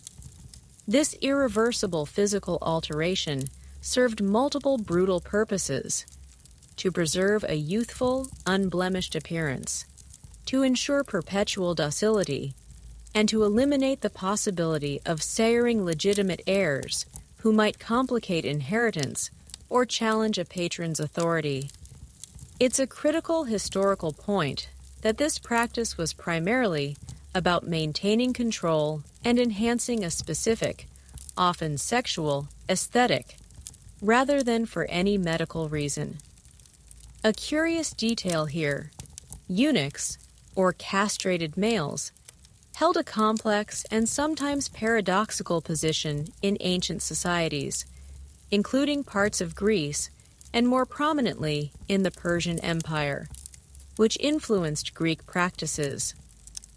While they were physically mutilated, they could sometimes rise to positions of considerable power and trust within royal courts or wealthy households, precisely because they posed no threat to lineage and were seen as utterly loyal due to their complete dependence.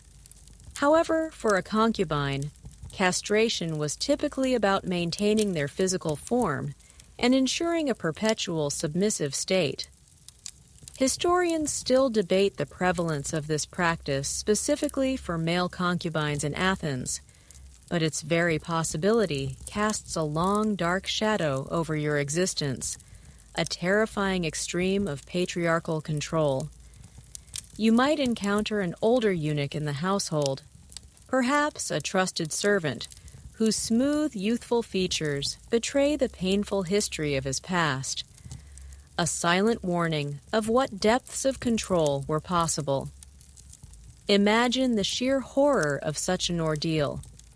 To have your body, your very essence of masculinity, irrevocably altered, not by choice, but by force. The physical pain would be immense, but the psychological and emotional trauma would be infinitely deeper. You would be stripped not only of your capacity for fatherhood, but also, in the eyes of society, of your full manhood, forever marked as other.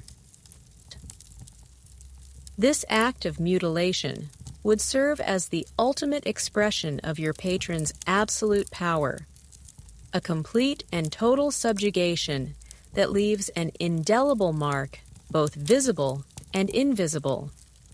Your identity would be fundamentally reshaped by this violation.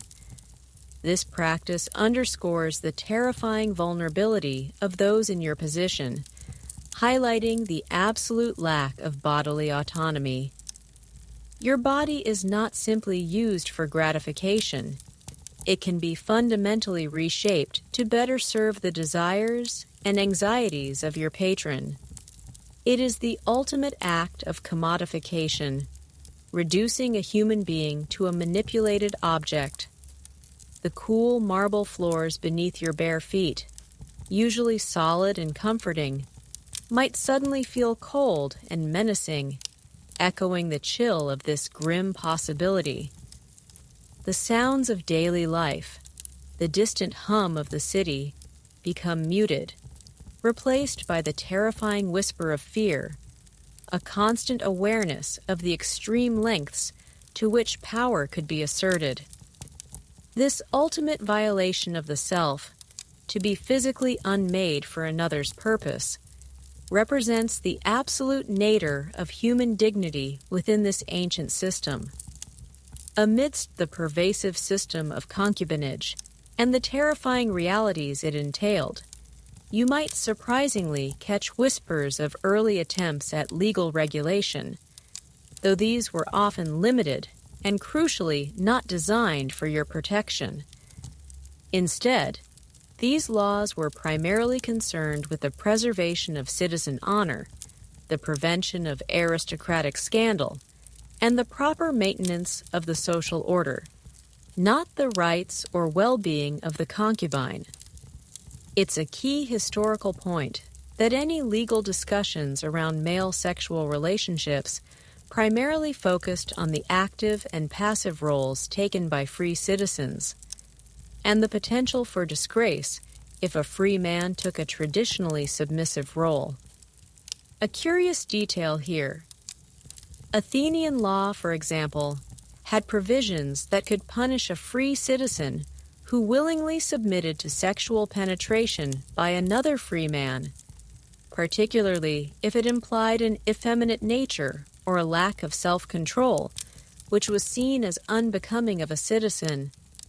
Such an act could lead to atemia, a loss of civic rights, including the right to speak in the assembly or hold public office. However, these laws did not protect you, the concubine. In fact, your very existence as someone who, by definition, occupied the passive role was often implicitly acknowledged as outside the realm of honorable citizenship. Historians still argue whether these laws against effeminate behavior inadvertently pushed such practices further into the shadows, making the position of individuals like you even more vulnerable and less likely to be publicly acknowledged or regulated in a way that offered any safeguards. You feel the sharp irony. The laws protect those who exploit, not those who are exploited. Imagine overhearing a discussion among your patron's guests about a recent legal case where a prominent citizen lost his rights for allegedly prostituting himself or taking a dishonorable sexual role.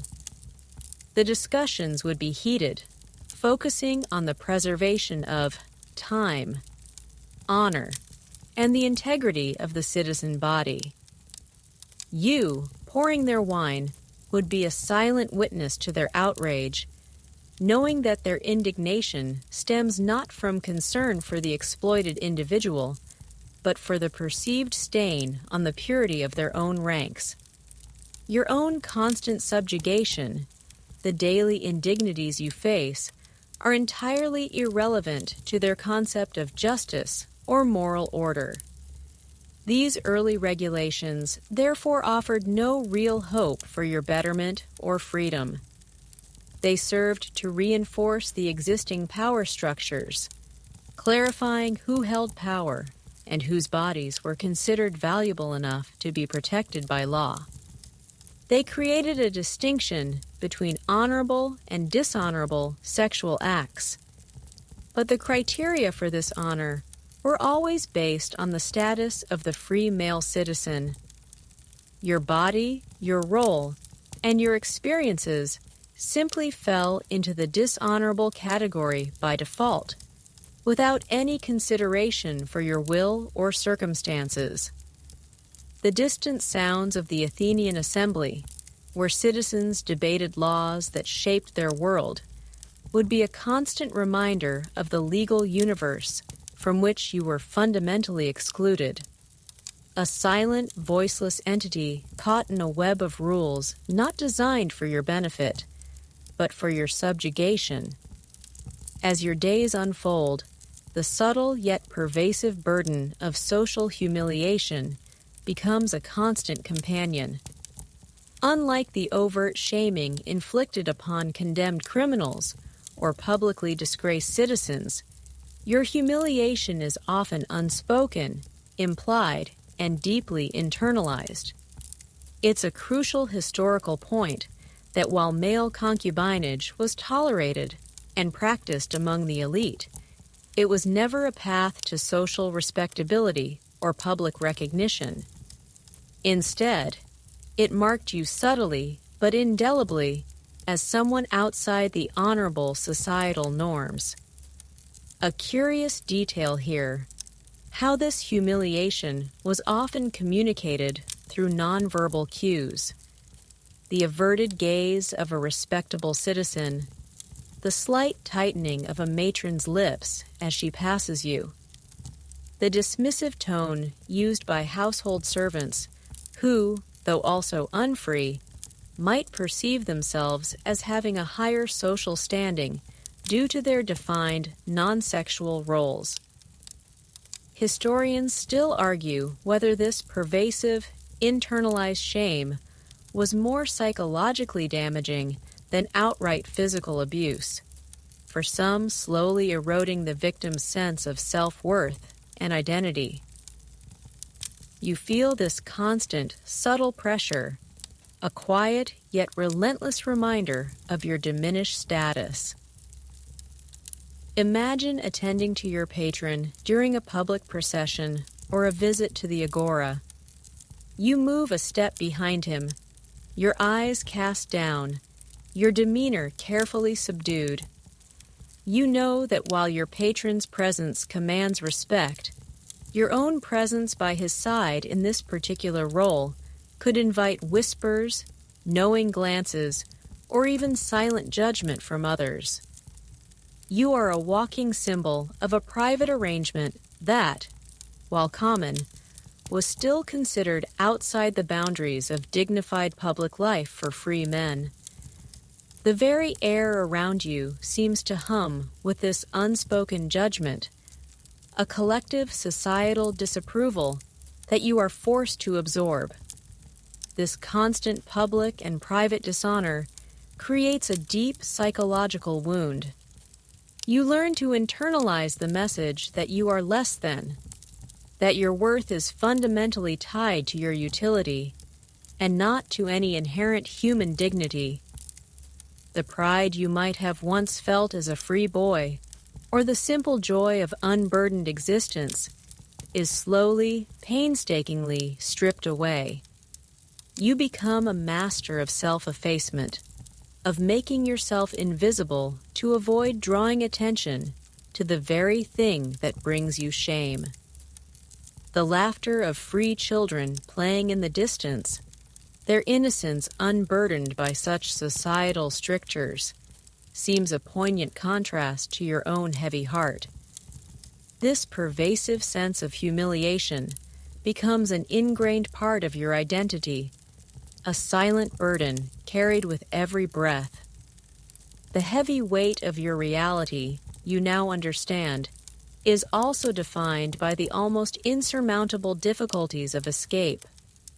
For a male concubine in ancient Greece, breaking free from your patron's control was a monumental, often impossible task. You are not simply confined by physical walls. You are trapped by a complex web of legal, economic, and social barriers that are nearly impenetrable. It's a crucial historical point that unlike some forms of slavery where manumission, the act of being freed, was a recognized, though often rare, possibility, the path to freedom for a male concubine was far less defined and fraught with extreme peril. A curious detail here: even if a male concubine managed to slip away from his patron's household, he would immediately face a myriad of challenges that made long-term freedom almost unsustainable. Without a family network to return to, as many were sold from distant regions or had their families disavow them, without economic means, and without any recognized legal status, you would be a stateless, rootless individual. You would be vulnerable to being recaptured by your original patron, who legally owned you, especially if you were a slave, or simply taken by another, more unscrupulous individual. Historians still argue whether the absence of clear legal pathways to freedom was a deliberate design to ensure total control, or simply a reflection of a society that couldn't conceive of a positive role for such individuals outside of their servitude. You feel the crushing despair of this reality, knowing that every path leads to another form of bondage. Imagine the fleeting thought of rebellion or escape that might occasionally flicker in your mind. You picture yourself slipping out under the cover of night, perhaps stealing a few coins and trying to disappear into the anonymity of the Athenian countryside or a distant port city. But then the cold logic of your situation sets in. Where would you go? Who would shelter you? Without money, you would starve. Without connections, you would be an easy target for bandits, or worse, captured and sold into even harsher servitude, perhaps in the mines, or as a common laborer where life expectancy was brutally short. The fear of recapture and the severe punishment that would inevitably follow acts as a powerful deterrent. binding you more effectively than any chain. This almost complete lack of viable escape routes means you are forced into a position of resigned acceptance. Your life is not your own to shape or choose. The very notion of self-determination, so celebrated among the free citizens of Athens, is a cruel joke for you. You learn to suppress any longing for liberty, to extinguish the embers of hope because nurturing them only leads to deeper pain.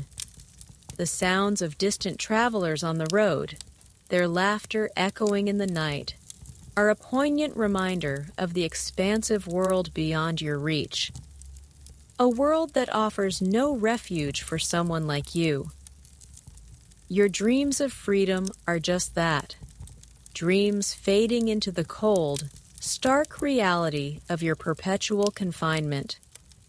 The cumulative weight of your experiences, the constant subjugation, the lack of rights, and the pervasive social stigma begins to manifest as a deep, insidious, internalized shame. It's a psychological burden far heavier than any physical task. A silent poison that slowly erodes your sense of self-worth and identity. You begin to see yourself through the eyes of your oppressors and the disapproving society around you, internalizing the belief that your existence is inherently dishonorable and that you are less than a complete human being. This is a critical historical point, as the psychological impacts of such widespread, sanctioned exploitation are often overlooked in historical accounts.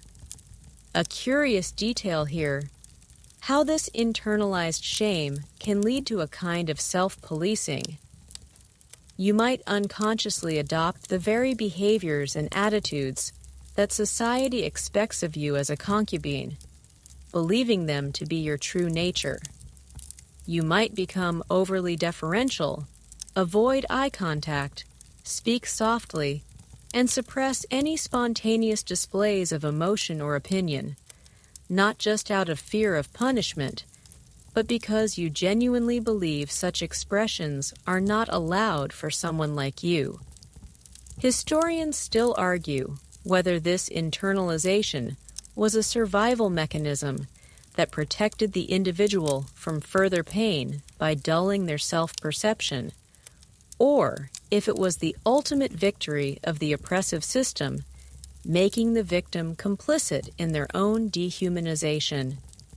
You feel this subtle shift within yourself, a gradual extinguishing of your own vibrant spirit. Imagine catching your reflection in a polished bronze mirror or a still pool of water.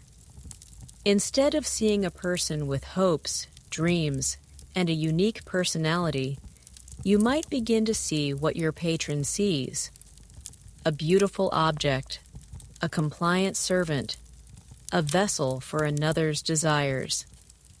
The youthful features that once held promise now seem to be merely tools of your captivity. The very idea of personal agency, of having desires that are truly your own and worthy of pursuit, becomes a distant, almost forgotten memory. You might even find yourself agreeing with the societal judgment, believing that your current state is somehow a natural or deserved consequence of your past or your birth. This constant internal battle, this struggle against a self-perception imposed by others, is profoundly isolating. You cannot share this inner turmoil with anyone for fear of appearing ungrateful, rebellious, or simply mad. So you carry this shame alone, a silent companion that whispers insidious doubts into your mind day and night. The warmth of the sun on your skin, the beauty of the Athenian landscape, the simple pleasures of life, all seem muted and dulled by this pervasive sense of unworthiness. You become a ghost in your own life, existing physically but diminishing internally, a profound and tragic consequence of your position. This internalized shame cements your captivity not just within the villa, but within the very confines of your own mind. As the centuries passed and the glory of ancient Greece began to wane, new philosophical and religious currents emerged that would profoundly impact the social landscape, including, albeit slowly, the practice of concubinage. The most significant of these was the rise of Christianity. While it would take centuries for its influence to fully permeate society, the core tenets of early Christian thought, with their emphasis on spiritual equality, the sanctity of individual life, and a more restrictive view of sexual morality, began to chip away at the long-standing pagan practices that had normalized concubinage. It's a crucial historical turning point that these new moral frameworks, even if initially applied imperfectly, challenged the very foundations of practices like yours. A curious detail here: early Christian teachings, while advocating for a stricter sexual ethic overall, often condemned all non-marital sexual relationships, including those involving concubines, whether male or female. This was a radical departure from the more fluid and often permissive sexual mores of pagan Greece and Rome. While not immediately leading to widespread abolition, these condemnations gradually shifted public opinion and legal frameworks, pushing practices like male concubinage further into the realm of the illicit and sinful. Historians still argue whether the Christian emphasis on the spiritual rather than the physical, and the notion of a universal moral law, genuinely improved the lot of the exploited or simply replaced one form of subjugation with another, albeit with different justifications. You might imagine the faint whispers of this new faith, initially dismissed as strange, slowly growing into a roar that would reshape the world around you. Imagine a future where the grand temples of Zeus and Athena, so central to Athenian life, begin to stand empty, their statues draped or removed, replaced by smaller, simpler Christian churches. You might hear missionaries speaking of a God who sees all souls as equal in his eyes, regardless of social status or origin. This concept, so utterly alien to the hierarchical society you inhabit, would be revolutionary, almost unfathomable. While this nascent Christianity would have its own forms of intolerance and social control, its condemnation of practices rooted in sexual exploitation, particularly of the vulnerable, would eventually erode the social acceptance that had allowed concubinage to flourish.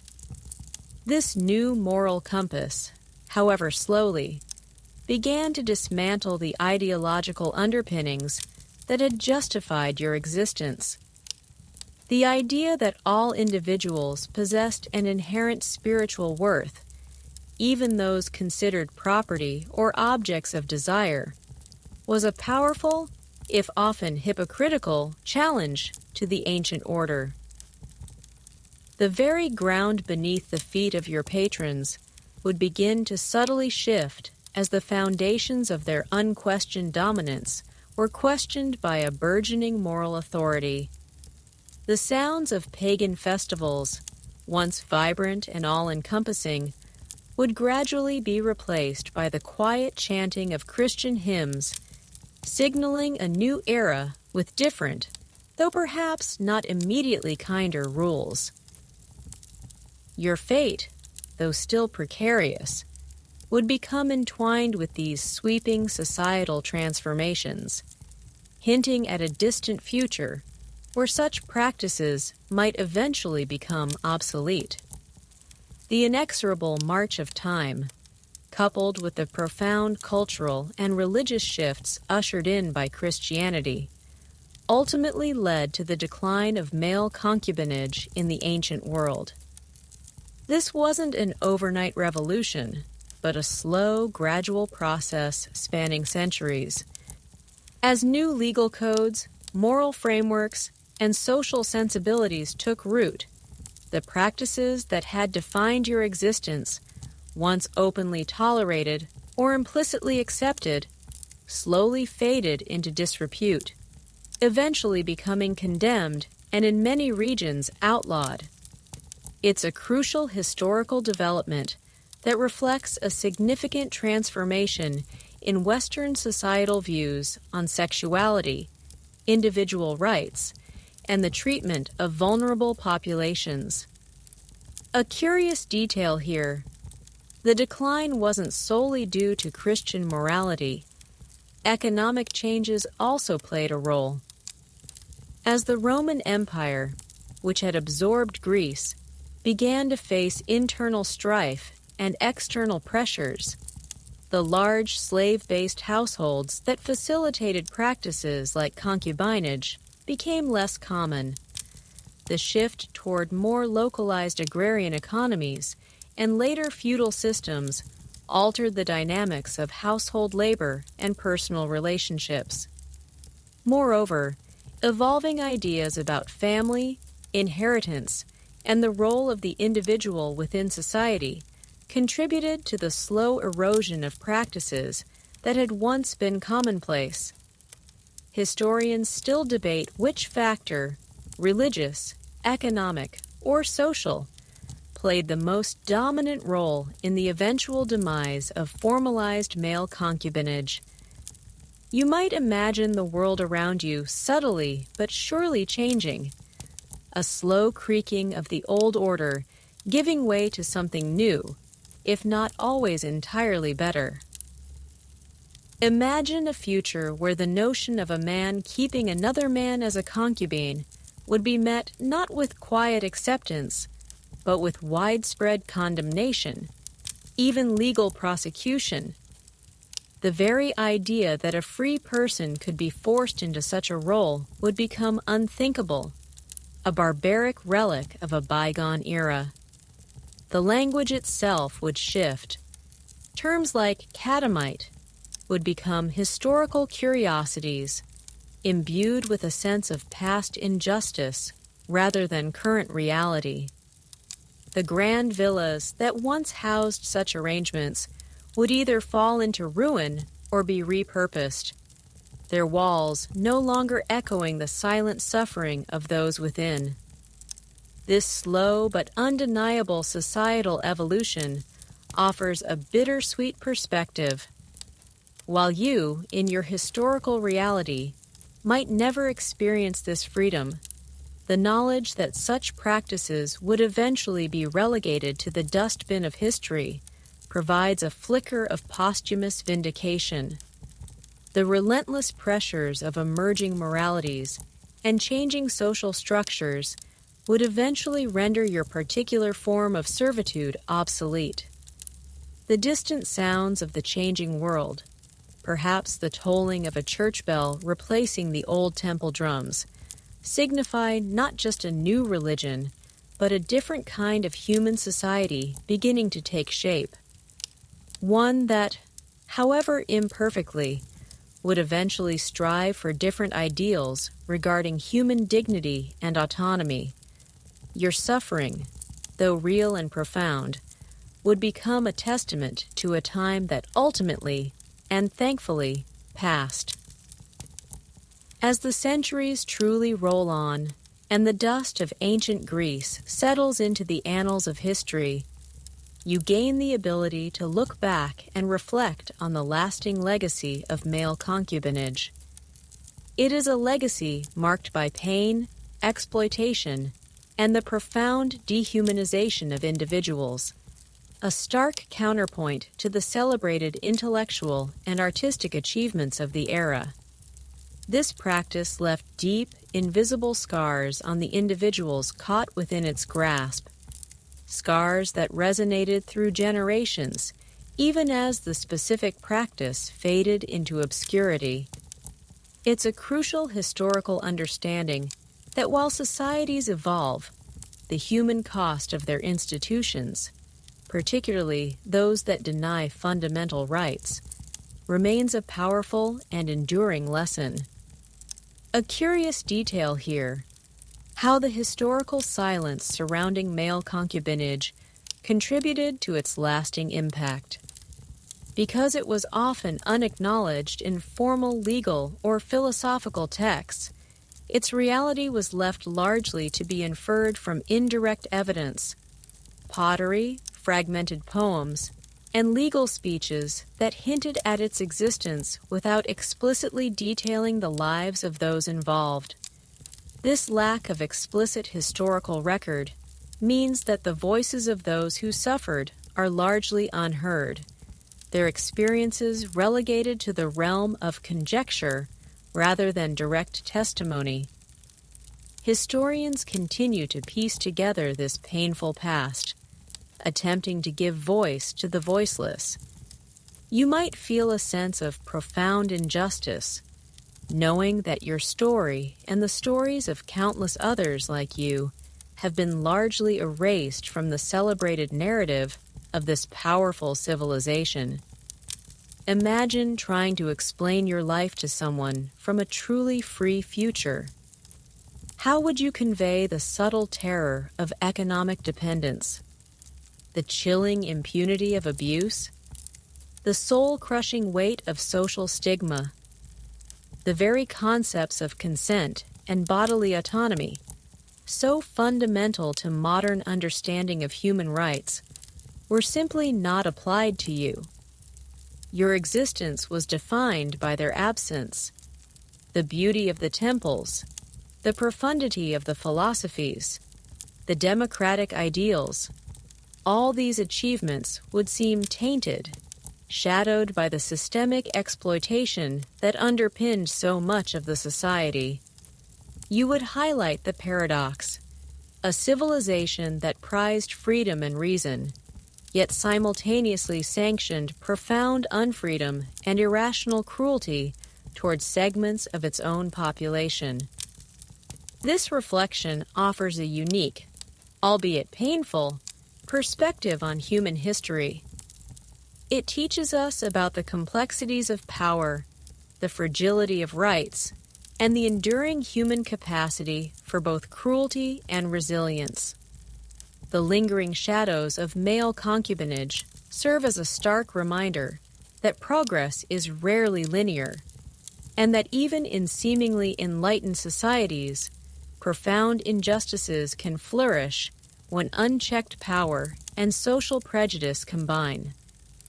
Your final thought might be a quiet hope that by unearthing and understanding these difficult truths, future generations can better recognize the subtle forms of exploitation that might still exist in their own times, ensuring that such indignities are never again normalized.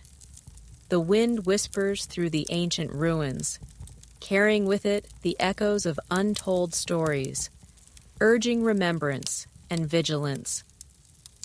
As the final grains of sand fall through the hourglass of ancient Greek history, you are left with a profound and somber reflection on your journey. You have walked in the silent footsteps of a male concubine, experiencing a life defined by profound vulnerability, relentless exploitation, and a constant struggle against a society that denied your basic humanity. This wasn't a romanticized tale of ancient passion, but a stark, often brutal reality of power imbalances and systemic dehumanization. Your journey through this historical reality has illuminated the stark contrast between the lofty ideals often celebrated in ancient Greece, democracy, philosophy, art, and the grim lived experiences of those who existed at its very margins. A curious detail that lingers in your mind: how the very subtlety of this form of exploitation made it particularly insidious. It wasn't always the overt brutality of the mines or the physical chains of a galley slave. Instead, It was the pervasive lack of autonomy, the constant emotional invalidation, the quiet stripping away of dignity, and the ever-present threat of abuse without recourse. This psychological warfare, the constant erosion of self, perhaps left wounds more profound than physical scars. Historians continue to grapple with the complexities of this hidden history, trying to understand not just what happened, but how a society could justify such practices while simultaneously aspiring to such heights of intellectual and civic achievement. You are left with the chilling understanding of how easily human dignity can be compromised when power is unchecked and certain lives are deemed less valuable. Imagine the quiet resilience required to endure such a life day after day. The small internal victories, a moment of peace, a fleeting thought of defiance, the ability to maintain a hidden core of self amid the overwhelming pressure to conform. These were not grand acts of rebellion, but vital strategies for psychological survival. You might ponder the inherent strength of the human spirit, even when subjected to the most crushing circumstances.